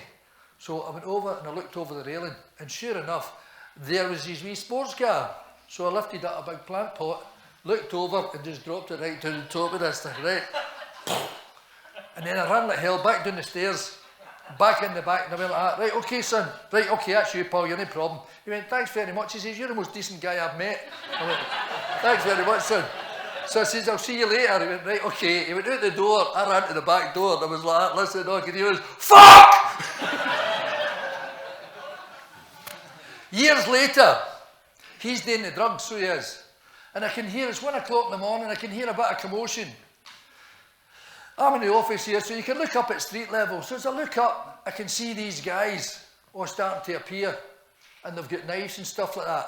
And then the next thing is, the door of the office gets kicked in, and he comes running straight through. So as he runs straight through the back of the office, I picked up the phone and I shouted, get me assistance here. There's guys, 6 or 7 guys with knives and steak knives and stuff like that. So as soon as they see me on the phone, they all started to spread up and run off. So as they all run away, I shouted, right Rambo, come back through here. And as he comes through, he's actually holding his chin. So I says, let me see, take your hand away. And he's had what they call a Kirk Douglas. Somebody's just hit him with a Stanley knife right in his chin. The chin opened up. So I says, right, hold it tight. I says, sit down there now. So he's feeling sorry for himself. He's not such a hard man now. So he's sitting there quite a thing. I says, what's this? You owe somebody drug money or something like that? No, I don't do drugs. All right. So I says, right, you hold on to that now and I'll go and see if I can get something for you. So I go through the back shop, get the first aid kit out, have a wee look. And there's absolutely nothing there I could put in this boy's chin that he wouldn't get gangrene off of. And as much as I would love to, I thought, no, I can't do that to him. So I thought, what can I put on it? So I go into the girls' toilet, and there's a sanitary towel machine. So I open it up, and I take out this wee packet, right, for the guys. I tear it open, and you pull out, it's a wee white pad. And I thought, well, that's sterile. And there's got 2 wee hoops on it. So I took it down and I went like, move your hand a minute, son. So he moved his hand out the road and I stuck it in his chin. And then I couldn't resist it, so I hung the wee hoops on his ears. And he sat down. He's sitting there feeling sorry for himself, you know, with his sanitary towel and his cooting. And then all of a sudden, all the guys that I've called for assistance for start to arrive in the back. I'm sitting there taking note of it. They all come in, they go like that. And they look at and they see who it is. They're looking at them, they go like that. Oh, Harry, what period of tea are you having? The first period? Or second period? And are you working the Christmas period this year? Oh, I don't know. And he doesn't know, and they're all sort of laughing. They went, right, and they're laughing at me, I know. Right, but he doesn't realise what they're laughing at until the ambulance came. And the guy takes him out to the ambulance and they went, taking it off him, and they went, who put the sanitary towel on your face? Ah! But I'll tell you this, it was one drug dealer that left the area. That was him, didn't he? Hey you fanny, get out of here, right? That was him, he was off, never coming back again. And there was, I was doing this thing, I was doing a batting course. And what you do is they pair you up and it's this new PR24. It's this thing, you flick it and it would extend. Really a hard thing. So I've got it on and they give you plastic ones to use. So we're doing the training thing, and I'm working with this lassie, right? So we're paired up, and she used to put it up like that. As I go to strike, she used to put it up to protect herself, and it's along here and stop. But they're plastic, right? But this one slips off and donk, hit her right in the head. So I was like, oh, sorry. They're like, oh, quick. So they get first aid, they give a bit of first aid. Oh, you're all right, get a bit of a graze and a wee bit of a lump. She went, no, I'm fine. So she carried on the next couple of days with the course, and that was fine. So about a week later, I'm in the office, and it's a really busy time. Everybody's all mulling about and all the rest of it. And I'm at one side of the office, and as I look up, I can see her coming in the door. So I shouted across the crowded office, hi, Barbara, how's your head? And she says, well, I've not had any complaints so far. I said, oh, very good, Barbara. Good for you. Names is a funny thing, actually. You know, there's certain people's names you remember. I'm hopeless with names. I'm always sort of the faces, yeah, but names I'm hopeless with. But you always say, if you think of John Wayne, right, you think of the big guy with the cowboy hat on, you know, get off your horse and drink your milk. But if you say John Wayne Bobbitt, it conjures up something completely different, right? And you'd need to be in another planet if you don't know who he was. But for the benefit of those that don't, this was a guy who was cheating his wife, and his wife just had enough of it. So this night he comes in after cheating on her, and he slips into bed, quite the thing. And he's just getting to bed, and she puts her hand across and she starts to arouse him. And when he eventually got aroused, she had a knife underneath the pillow, and she pulled it out and cut off his manhood. Fuck's sake. Right, chopped, took it off. And he starts squealing like a pig, right? Blood everywhere and all the rest of it. She jumps out of bed with this thing in her hand, and she runs out, opens the garage door, jumps into the family car, and she drives off. He's squealing away like a pig there, so she drives off, and she drives up onto the interstate, and away she goes. And as she's driving along the road, going away, so there's this wee family from Glasgow, and they're on one of these flag drive holidays. And unbeknown to them, right, they're driving behind her. They don't know who Lorena Bobbitt is. They're driving behind her, quite a thing. Well, Georgie, they pickled eggs are brilliant, eh? Aye, gives an hour can of iron brew. And this is it, doing the things that Glasgow people do. When all of a sudden, Lorena Bobbitt looks down at her hand and realises what she's got in her hand. So she rolls down the window and she throws it out the window. And it stoats off their windscreen. Quick as a flash, he says, geez, Georgie, do you see the size of the dick in that midgie? She drives along a wee bit further, and then she gets a wee bit of remorse and thinks, oh, and she about turns and she goes away back to the house. Well, by the time she comes back down to the house, there's blue lights, there's red lights, there's green lights, there's ambulances, there's the Polis, there's everybody there. So she just parks the car, gets out and walks towards the house, and they're like, there she's there! Grab her! So the captain, get a hold of her. Right, what'd you do with his Bobby? What Bobby? The one you cut off. I fucking threw it away. You threw it, where did you throw it? I threw it in the motorway somewhere. Right, okay, get her into a car. A few of you go with her, do a search party, get up there and find out where his Bobby is. Now, apparently some doctor down in the hospital said, here, listen, I've never sticked one of them on again. He says, that'd be quite good for a first time pioneering neurosurgery. I'll do that. A wee Jewish guy, I'll do that. I want to be the first one. I can make a really good waistcoat. I'll do that. So he says, right, okay, so that's fine. So they all go up there, right, they're like, right, okay, Officer Justin and Colin, you two take over here. Oh, look at the size of that there, look. Big beetle. That's them beetles. Look. Fuck, it's got Doc Martens on, look at the size of it, man. By the way, this isn't a prop, I don't even know that, I've never worked it before in my life. Just keep an eye on it in case it comes out to me, right? Got it. Is it yours? Alright. So, they did a wee search party thing, so they're all going about that. What does it look like? Oh, it's about that size. Well, it was about that size, maybe that size now, but what colour is it, Colin says? Justin's like, ah, okay, it's pink. Right. So they're all having a wee look about, so they're all... Then Colin goes like, found it, there it is. So they all run across and went, if we look at this, oh, fuck, look at the size of that. It's moving, it's still moving, look, it's moving. So they're like, ah, right, Captain comes out, he goes, ah, right, who found it? Colin found it. Right, okay, Colin, pick it up. I'm not picking that up. I don't know what that's been, I'm not touching that. Justin, you do it. No, I'm not doing it either, Colin, if you're not doing it. So they're arguing about who's going to pick it up. This big black policewoman goes out the road, she grabs it. jumps into the car, straight down to the hospital with it. And she arrives at the hospital, she looks out at the porter who's standing there waiting for this thing to come, and she recognised him. She recognised him for the circus.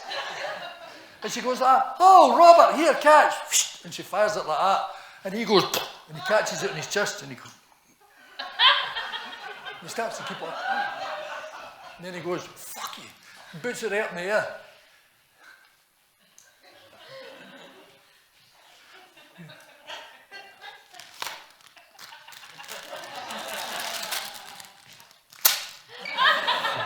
Here, who? So they get it, they take it into the wee guy's go to do it. So he goes, "Here, where is it?" These, "Oh, thank you, give me it." Right, okay. "Are these my glasses?" Right. He's not very good and he's tired actually, so he sticks the one back to front. Now when the poor bugger masturbates, he doesn't come, he actually goes. But there's a moral to every story, right? And this is for the guys here. See, for the next 3 months, I used to take my wife's hands. I used to say, "Come on, darling, we'll go to bed together. Come on, let's go together." And I would take them like that, right? And she thought it was love. I just thought, safeguarding my life here, you know what I mean? And I perfected this thing that all the gangsters can do. Sleep with one eye open, you know what I mean? They'll sleep like that. Never ever gave her a broken pipe packet again. And it was another time I got a phone call. And it was a procurator fiscal in Cumbernauld. And he says, "Harry, I've been reading your books," he says, "and I noticed you talk about a guy called Jimmy Clark a lot." He says, "If it's the same Jimmy Clark, it was just to tell you that he's actually been in and had a major operation." So I said, "I didn't know that." I said, "Well, I'll give him a phone, thanks very much." So I phoned Jimmy's house. Jimmy answers the phone. So I said to him, "You okay, Jimmy?" He went, "I'm fine." I said, "I heard you were in getting a major operation." He said, "Well, I'll tell you the truth, Harry, I've had cancer, I've been in for 2 weeks, I was getting an operation." He said, "I got out this morning." He said, "But I'm feeling all right." So I said, "All right, okay." But apparently when he was in getting the operation, after it all, they bring him out into recovery and they've got him there and the nurse is just tidying him up, making him comfortable before they take him up to the intensive care unit. So as they're doing that, right, he's got a heart monitor thing on, they're checking his heart monitor, and he's got a drip in here, giving him this, and he's got a thermometer thing on that's registering what his beats, his heart and everything else is on this. And he's got a mask, giving him oxygen over his face. So he's got a mask over his face, and the nurse is just tucking him in, making him feel healthy. And, yeah, you're comfortable, okay. And Jimmy says to her, "Are my testicles black?" She went, "Oh, I never noticed. Hold on." So she goes to the bottom of the bed, she rolls the blanket up, she rolls the sheet up, and she takes his manhood in one hand and lifts his testicles up. And she says, "A wee look at them." Puts them back, brings the sheet down, brings the blanket down. And she says, "No, Mr. Clark, they're okay." And Jimmy removed the mask from his face and he gave her a wee smile and he says, "Thanks very much for that wee unexpected thrill. But can you listen very carefully? Are my test results back?"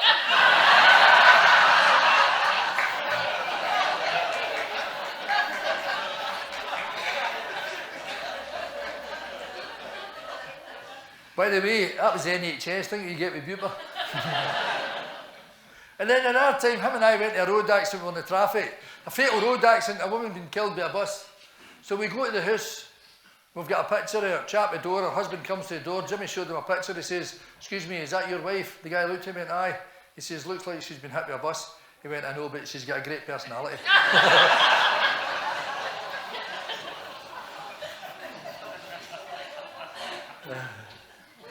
Right, I forget what it was.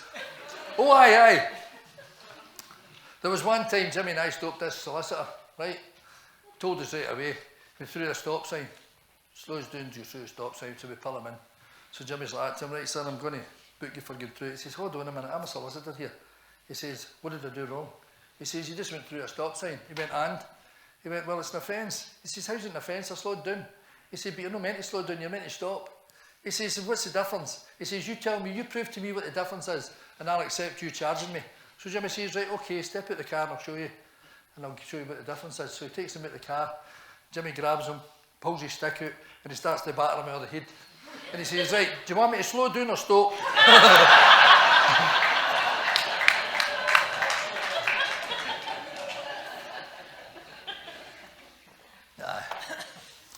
I went to the dentist last week there. fucking terrible toothache, right? So I went to the dentist, and it's amazing how a dentist can understand everything you say. And say, what's that? Oh, yeah. They're like, all right, okay, well, sit in the chair. So I sat in the chair. So she said, oh, sorry, Harry, I'm going to have to take it out. I was like, oh, please, it's really killing me. So she went, right, okay. So she goes, comes out in here. I went, what are you going to do? She said, I'm going to inject you and numb it all. I went, oh, no, I hate needles. She went, okay then. So she comes out and she's like, put this on your face. What's that? She said, I'm going to give you gas. I went, oh, no, I hate it on my face. She went, okay. She went into a wee drawer and gave me a blue tablet. She says, here, take that. I said, what is it? She said, Viagra. I said, will that numb the pain? She said, no, but I'll give you something to hold on to when I'm pulling it out.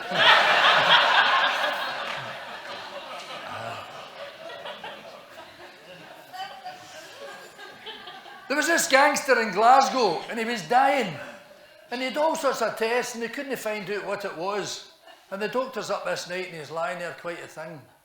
And he says to his wife, listen, he's only got a short time to live. He says he's not going to last the night.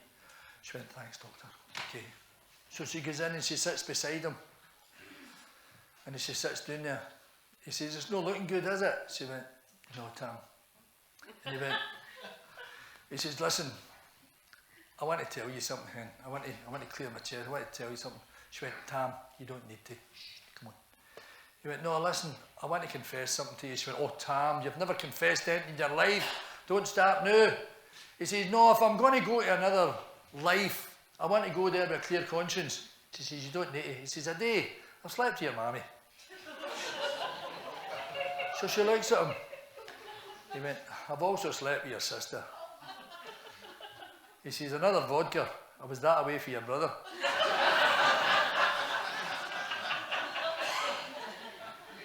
And he said, I've also slept with your best pal.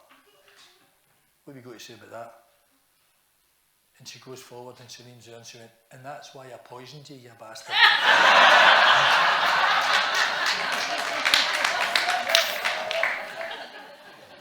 There was an old guy actually retired, and when you're retired, a lot of things you sort of think, what can I do, sort of thing. This day he gets up and he's there and he's thrusting his teeth and he's looking at himself and he went, I really look dead old looking. I'm 74, but I look even older. And he went, I've got this money lying in the bank and all that. I know, but so he runs through and he gets the Glasgow Herald, he flicks through it and he finds this advert. Cosmetic surgery, we can make you look younger. So he phones it, Harley Street. Guy says, yeah, we can make you look young. Come down and see us and all the rest of it. So he gets a flight, goes away down to London. Goes in to see this cosmetic surgeon. So the surgeon has a wee look at him and went, right, okay, no problem. He says, I'll tell you what I can do. I can bring your hair forward here. He says, we give you Botox here, take your lines away. He says, I'll take the bags away for your eye. A wee mini facelift, pull you that back. He says, and I'll tuck your ears in a bit. He says, not a problem. You'll look years younger. He went, okay, go for it. So he goes back up the road, a week later comes back down, goes in, gets the surgery. After the surgery, he stays there for a week. His doctor's in to see him and all the rest of it. He went, that's it, you're fine now, you can go home. He said, just let the swelling go down and the bruising, but you're going to be fine. You're looking great. Thanks very much, doctor. So he goes up the road, stays in the house for a couple of weeks. This morning he gets up and he goes out to the mirror, going to have a shave, and he looks at himself. And he thinks, God, I look fucking brilliant so today. I look absolutely brilliant. He says, that's it, this is the day I'm going out. I'm going out today. So he gets all ready, collar and tie on, suit, walks down the road, into the paper shop. He went, I'll have a Glasgow Herald, please, Martha. She went, oh, no problem. Do I know you? He went, yeah, you know me. He went, Tom Aitken. Tom? She went, oh, God, you look absolutely brilliant. She said, I don't know what you're taking, but you look so young. He went, thanks very much, hen. Paper under his arm, goes away down the road. Go into the butcher's. Goes into the butcher, standing there in the queue. Wee woman in front of him. Went, excuse me, hen. What age do you think I am? You're about 45, 46. Butcher! Butcher! Guys like that. What is it? What age do you think I look? So the butcher looked at me, oh, you're mid-40s, something like that. And you're like that. I'm 74. Oh, 74? You look fucking amazing. Absolutely amazing. He went, thanks very much. Gets his sausages. Going to go up the road and he thinks, I'm feeling so good, I'm going to go up the town. So he walks down the road, goes into the bus shelter, he's standing there. There's a wee woman standing beside her. She's got a wee tweed coat on, wee rainmate, and her wee trolley. So he has a wee look at her. Can't resist it. He went, here, hen, what age do you think I look?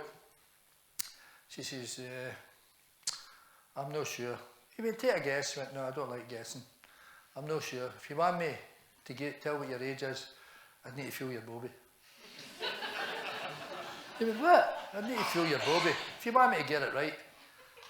So he has a wee look about. He went, right, okay, go for it. So she goes like that, puts her hand there. Takes her hand back out, pulls his zip up. Right, okay, what age? I'm not sure.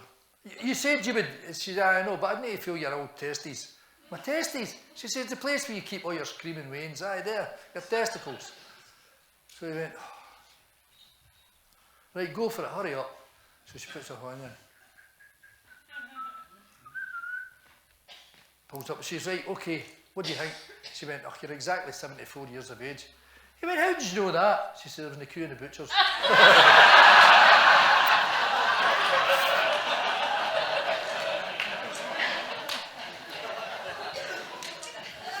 And there was a guy actually, it was his 40-year anniversary, and he's sitting there having a wee romantic meal, retired superintendent. And they're sitting there having it, and he says, Mary, have you ever at any time during our 40 years marriage ever strayed? She says, yes. He went, oh, I'm shocked. He says, many times. She says, 3. 3 times. Oh, tell me what was it?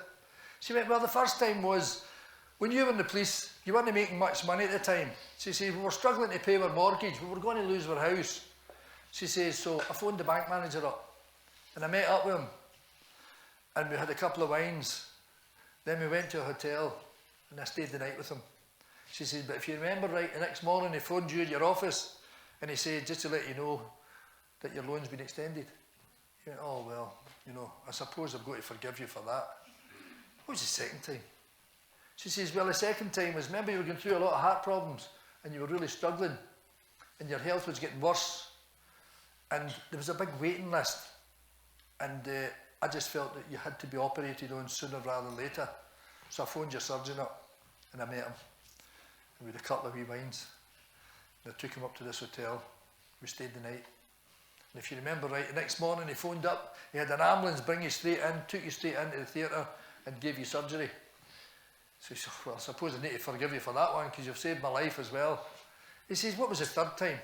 She says, the third time was when you were running for chairman of the Scottish Police Federation, and you were short of 44 votes.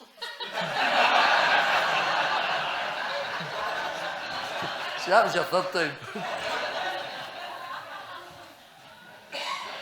And there was a guy actually, he'd actually damaged both his knees, and he had to get in, get operations in his knees.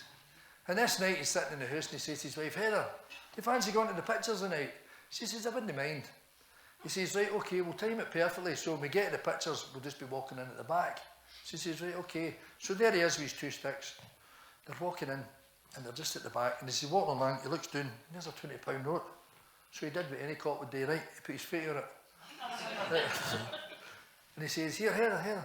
He says, I'm storing a £20 note here. He says, bend down, kid, on your tie my laces. When I move my feet, grab a £20. So she says, right, okay. So she bends down, he moves his feet, she grabs the £20. He went, stick in your pocket. We come out of there, he says, that'll get us a couple of fish slippers and a bottle of Vimto. She said, I've not got a pocket. He said, put it in your bag. She said, I never brought a bag with me. He said, just hide it out the road then. So she put it down the front of her knickers. Went in there, sat, watched the film. After the film was finished, the two of them were coming out, walking back to the motor, the car park. He went, here, give that 20 quid for the fish slippers. She said, I haven't got it. He said, what do you mean you've not got it? You put it down the front of your knickers. She says, I know, but I didn't know the guy next to me was a thief.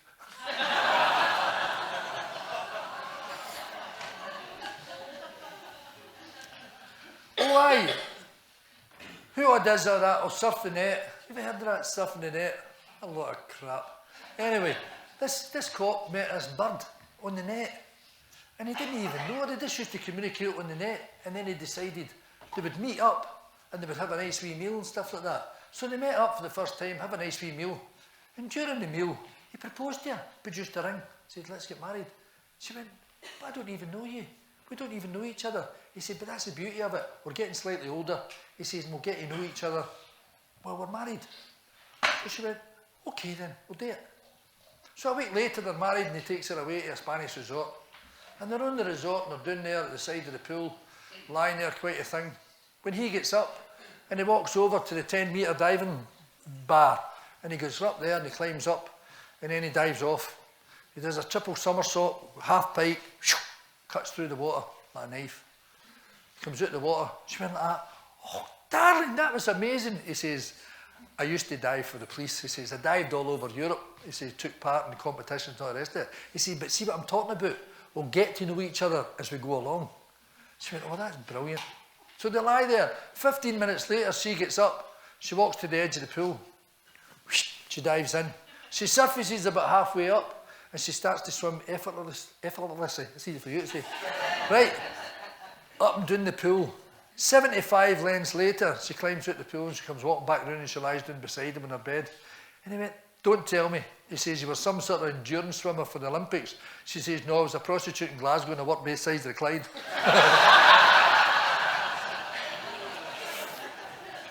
I know how you meet these people you don't like and or you've worked with. I worked with this guy and he wasn't just like your inspector, he was a bully. You know, he used his position to be a bully and I never liked him and I never really got on with him.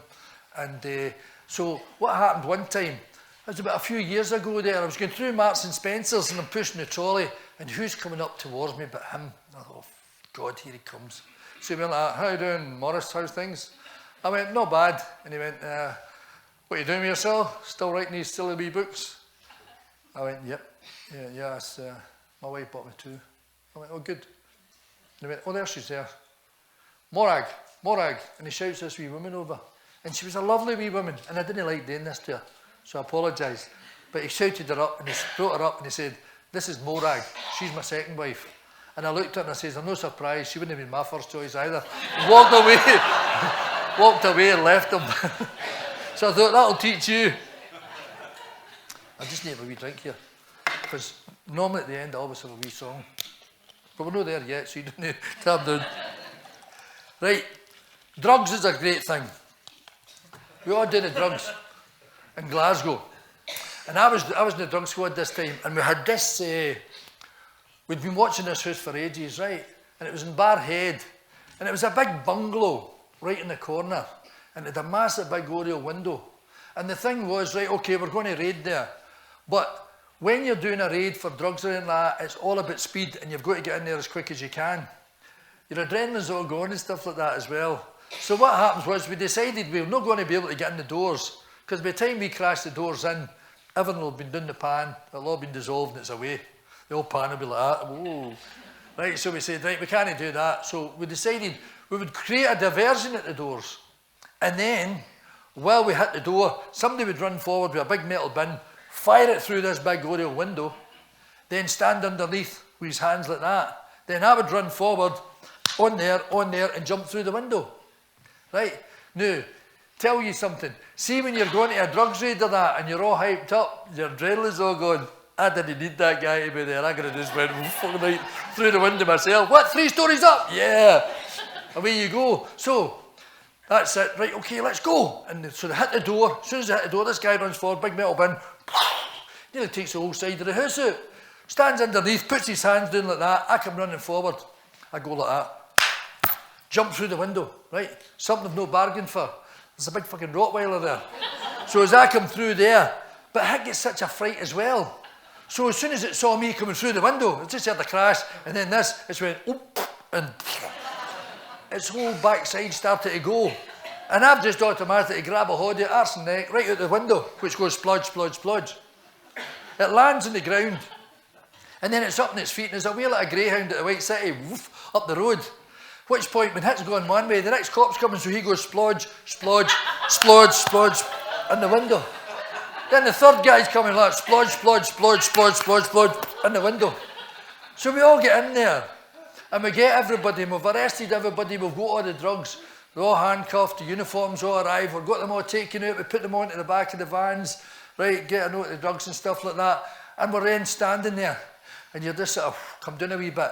So guys are standing there having a cigarette, just let it come down a wee bit, you know, just sort of cool down. What's that smell? Yeah, we all sort of look, oh look at this, you're all shit man, look at it. And this guy's full of doggy doo-doo. Oh yeah. So we had to open the back of the van and say, here, put him in beside you the new. Let him smell your aftershave.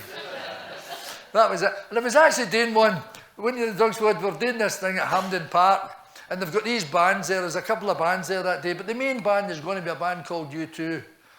And so we're there, and we have to mingle with the crowd, and then watch for them that are dealing the drugs, and get them, and obviously arrest them. So you're in amongst the crowd and all that, and the whole day you're doing this, and you start to, you know, you're getting, that's quite a good band, so you're watching the band, and you're sort of getting, and you're doing all this sort of thing, getting with it, because you don't want to, you've got to mingle. So as we're doing all that, you know, then U2 comes on. So I'm like watching U2, starting to get engrossed in the concert. Then somebody nudges me. Like that.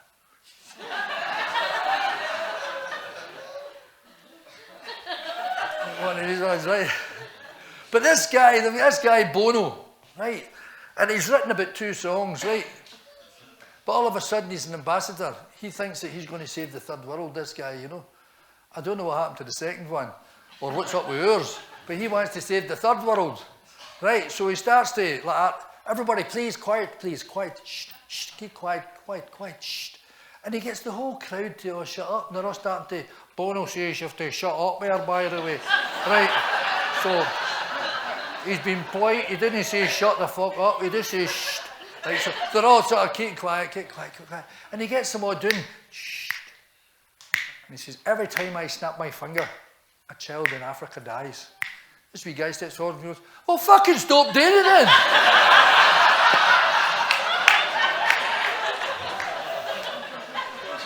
And that night I go out with my wife, she's one of these dead impatient people. We go in for a curry, guy's not coming fast enough, snaps her fingers twice, another 2 did. One of these places that says, try your curries, you won't get better. Fuck, I was ill for about 3 days, man. Thought I was sitting in a barbecue. Nightmare. And then there was this young guy, he's dealing in drugs and he's staying with his granny. And this day he comes running in and he's like, oh, fuck, what is this? And he's pulling out drawers and all the rest of it. He's like, his granny says, what are you looking for? Granny! Granny, have you seen a wee tub of pills marked LSD? His granny says, fuck your pills, you seen the size of the dragons in that kitchen?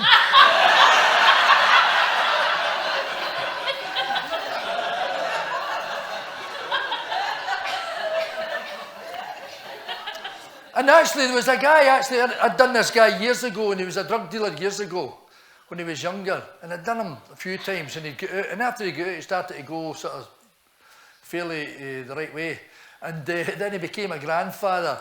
And this night, I'm watching the news, and it said, and this guy Alexander talking for the BBC, and he said, this grandfather of 2, heard a chap at the door, he opened the door, and there was a gunman who fired 2 bullets into his head. He killed him, and he fell here. And do you know how you actually, when you get road accidents and stuff like that, people put out like Rangers and Celtic scarves and flowers and stuff like that? Well, the camera pans out, and as it starts to pan out, it shows you the landing where he fell. And on the landing, there was all these wee flowers and bouquets of flowers and the Rangers and Celtic scarves and a couple of candles and cards out the front. And then right at the front was a half bottle of Belfast. I thought, must be, have yourself a wee drink, John, your road? And you fell just here, right there. Next one I'm going to tell you about is bomb scares. In the sort of 80s, early 80s, we used to start getting all these bomb scares, and they were called a Code 24, so they would say to you, Tango Mike 13, attend a Code 24, the Redhurst Hotel. And you used to go down to the Redhurst Hotel and you would walk in there, excuse me everybody, but this time I thought I was the sheriff, excuse me everybody, oh for the bomb scare. The sheriff's here. For the bomb scare, could everybody please just go outside to the car park to search the area? They'd be like, fuck off. Just bought that vodka. And then they'd be like, their pals, look at that nutcase, eh? And they'd be like, no, listen, sorry, we're Jenny in here, could you all please go out? You know, outside and all the rest of it. I've just bought a fucking round of drinks here, pal. Well, can you wait till we're finished? Well, I'll wait till you're finished. I don't like the bobber wall, you know what I mean? Or else you used to go like that. Oh, there he is. Annie, that's the kids that Graham's in. She's up the back here, son. Oh, here, by the way. Here, darling, give us a wee squeeze at your knuckers there. You look good. You look the part. Like, oh, you are a policeman, right? Okay, thanks very much. Do you know these things? This time I got one that says a Code 24, Harry. It's Gushett Falls, Derry Trainers. Now, Derry Trainers was an Irish Catholic pub down in the Gorbals, and it sat itself in a gusset. So I started to drive to go to it, and I'm halfway there when they came back on, and it's the first time they'd ever said, would you know it? That's a code 24 going off. So I thought, oh right. So as I get down there, there's hundreds of Polis everywhere. They're putting yellow tape out, there's fire brigade and engines and klaxons going. And the place is surrounded with all these Polis and fire brigade and all the rest of it. Half a den of trainers are still standing, the other half still coming down. Right, so I got to go out the car, and I get a call, Tango Mike 13, will you return to Meekwood Road and see your road patrol inspector? So I went, right, okay, so I got back in the car and I started to go back. Now the guy that wants to see me, the road patrol inspector, he came from Paisley, and his name was Davy Campbell, and we used to call him the Olympic Flame, because he never went out. He's, all day, he'd sit in his office all day, and he had one of these laughs, he would go, ha, ha, ha, ha, dead false, right? So I thought, okay, I'll make him up something when we go down here. So I go down and he says, right, Harry, I'm here, see me. So I go in to see him. He went, okay, tell me what happened. I said, well, apparently there was a guy with a ranger scarf walked in when they were all singing the Flowers or whatever. I says, and in with his ranger scarf, walked right up to the bar, they were all looking at him. I says, and then he said to the barman, give me 2 bottles of whiskey. So the barman gave me 2 bottles of gin, 2 bottles of vodka, 2 dozen cans of pale ale, 2 dozen cans of lager. I said, the barman said to him, this is going to cost you a bomb. He went, there you go, you got 2 minutes. And he started, he went, ha, ha, ha, is that true? No, that's it. But that, Glasgow was the best. Oh, we used to have this thing in the Gorbals, by the way, it was called take the bomb box with you. If you get a call, take the bomb box. Now the bomb box was a wee wooden box, it was 18 inches high. And the front of it had a wee perspex. Right, so it was that size, and it was a perspex front on it, and it was filled with sawdust. And that's what you took if you went to a bomb. Imagine that, right, I've got a bomb here, open the bomb box, right? I don't think so. Oh, and there was a wee, somebody said to me, there was a wee Castlemilk Ned there. He says, he ended up fucking got blown up in that Derry Trainers. I said, did he? He says, aye. His pal goes up to see him, and his pal said to him, you okay? And he went, oh, what happened? What happened? He says, oh, you've been in a bomb blast. He says, you're kidding? He went, no, no. They all say that in Glasgow, you know what I mean? What happened? Your dad died? Oh, you're joking. Aye, I'm joking, aye. Right. But he goes, aye. He says, I've got good news and I've got bad news. He said, what's the bad news? He said, well, the bad news is there was 3 big Nigerian Africans. And he says, and there was 2 Romanians. He said, and they all gave blood to save your life. And he went, you're kidding me on? He went, no. He said, what's the good news? He said, well, the good news is if you look down, you've got some size of a tadger. He said, you're top of the housing list.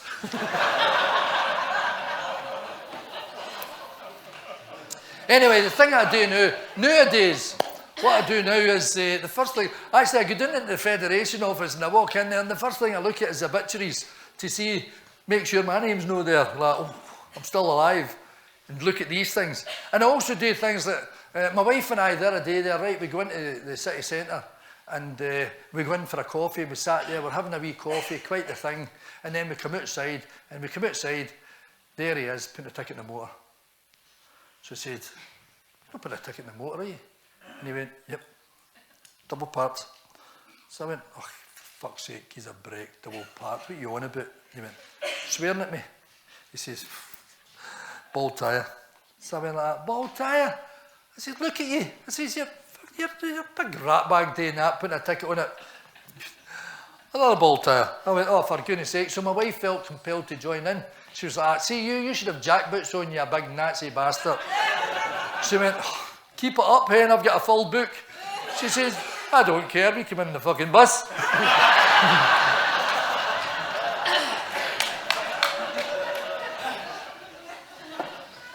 And to go to Spain, actually, to do some gigs for the expats.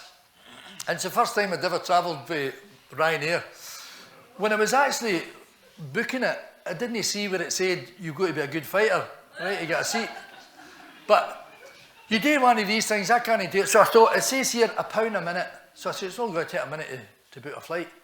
So I phoned them up, customer services. I says, hi there, I'd like to get a flight for Press Week to Murcia. She says, how many's flying? I said, how the fuck do I know, it's your plane. Right, slammed the phone down on me, right? So I ended up going down to the library. There's a wee Chinese lassie down in the library, so she went, I'll do it for you. So she books it up. A week later, I'm walking across the tarmac to go into the flight. So I'm going up the stairs. There's this Glasgow lassie at the top. So she's like, come on, we're not picking furniture. Find a seat, get your arse on it, hurry up. Right, so it's one of these ones. So eventually, can I go up first, right? Go up my seat, sitting there, quite the thing. And all of a sudden, plane takes off. So we're going along the runway, whoosh, then we're up 3,000 feet. Then the captain comes on. Ladies and gentlemen, it's Captain Stewart here. I'd just like to welcome you all aboard Flight 472 from Glasgow Prestwick to Murcia. It's maybe not a nice day here, but where we're going to, the weather is absolutely beautiful. I want you all to sit back, those of you who have got a seat, and sit back and relax because, oh my God! And then nothing. So all these Glasgow punters all of a sudden just shut up. And they all start to look a bit and think, what the fuck's happened here? Right? And it's at this point you think to yourself, put it over your head, right? Pull the toggle to inflate it. Wee light here and you say, fuck that, I'm looking for a parachute somewhere, right? But we're sitting there and there's nothing happening and nobody's all looking about. And this guy goes, pulls his seatbelt off and he jumps across his lap. I've got a wing here, right? I've got a wing. Mate, see if you've got a wing over there. So I'm like, oh, fuck that, right? So I'm looking at it. Right, I've got a wing. Somebody go up the back. Look at the back, see if we've got a tail. Like that. How do we look at the back? Just have a look anyway, see if there's a tail there. So they're all rushing about and everybody's all panicking. And then the captain comes back on again and he goes, oh, sorry about that, ladies and gentlemen. It's Captain Stewart again. I'd just like to apologise. I hope I didn't upset anybody with my last announcement. But it's just that Olga, our latest hostess, has just spilled a roasted hot cup of coffee all over my lap. You should see the front of my trousers. Wee guy beside me shouted, the front of your trousers! You should fucking see the back of mine! And this is the point, girls, where you think to yourself, wasn't it a good idea to go to Primark and buy these linen trousers, you know? Because all of a sudden, all these wee women are all doing the conga up to the toilet, right? So there's a big queue. They're all like, oh, these stains will never get out of here. They're all going up there to the toilet and not the rest yet. And they're giving out these bags, these bullet bags that go like that, right? Buy one, we'll give you one free. That's because the first one you open goes all out of you, right? So well, everybody's, oh, yeah, gives one of them, gives another one of them. Queue still, all the way to Spain. Well, eventually we landed. I don't think he even put the wheels down. I think we just fucking hit the ground, that was it. And then all these women are all grabbing their wee cases and they're all running across the tarmac to get to the sanctuary of a toilet over there somewhere. And he says to us, by the way, I'd just like to tell you, we've arrived 20 minutes earlier. I said, I'm no surprised the amount of weight we dumped. Right. And I'm getting off the plane, I say to the captain, can I ask you something, Captain? Did you actually land this plane or did we get shot down? But that was it. I wouldn't travel with them again. They're a bad lot. And then the last thing I'm going to tell you, being an author, right, I joined the Author Society and I get a call that, would you like to come to an Author Society dinner through in Edinburgh? So I thought, why not? I'm into that. So I get down there, right, and you've got your Ian Rankins and that, they're up here. But I'm away down here at the road. I'm down at the end of a table with this old army colonel who looks as though he's breaking teeth in for Shergar. There's more teeth outside his mouth than there was inside. And when he talked, I could hardly make him out. I thought somebody had their hand in his mouth. Lord, how are you doing, Harry? All right? You thought we'd join the army? Don't think so. Anyway, we're sitting there quite a thing. And there's always one of these female crime writers who I'll not tell you her name, but she was a pain.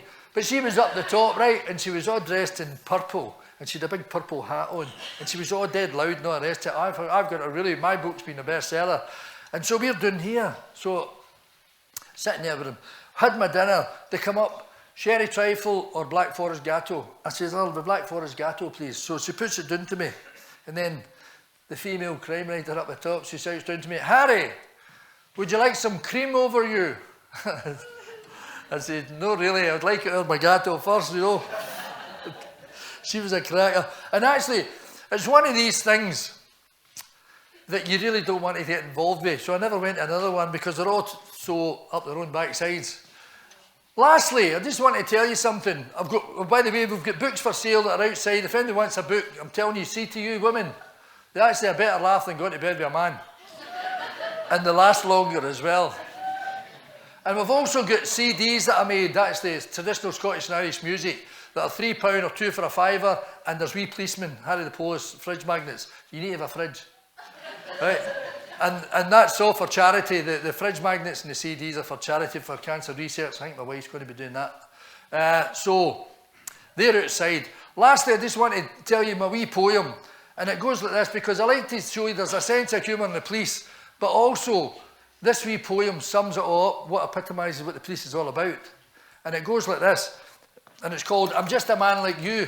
This is my wee props, by the way. And Summers. I bet you get up here. Right. Betty, you get up here. Right, it goes like this. I have been where you fear to be. I've seen what you fear to see. I've done what you fear to do. All these things I've done for you. I'm the man you lean upon, the man you cast your scorn upon, the man you bring your troubles to. All these men I've been for you. The man you feel should have no heart, the man you feel should stand apart, the man you call the man in blue, but I'm just a man and I'm just like you. And through the years I've come to see that I'm not what you expect of me. So take these handcuffs and this baton. Would you take it? Would anyone? And when you watch a person die or hear a battered baby cry, then do you think that you can be all these things you ask of me? I'm just a man like you. Thanks very much.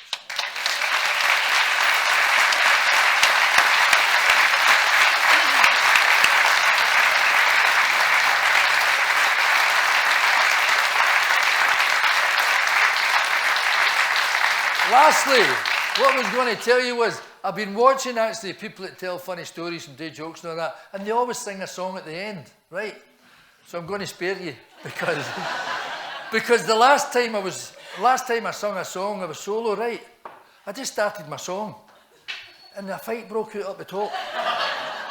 And a bugger threw a bottle down, hit a guy right where you're sitting there, right, hit him right in the back of the head. So, being trained in first aid, I ran across to him and I says, you all right, mate, you okay? He went, no, hit me again, I can still hear you. So, spare you that. So, I'll see you outside. If anybody wants a book, I'll see you outside and sign it. Okay, thanks very much. Thank you.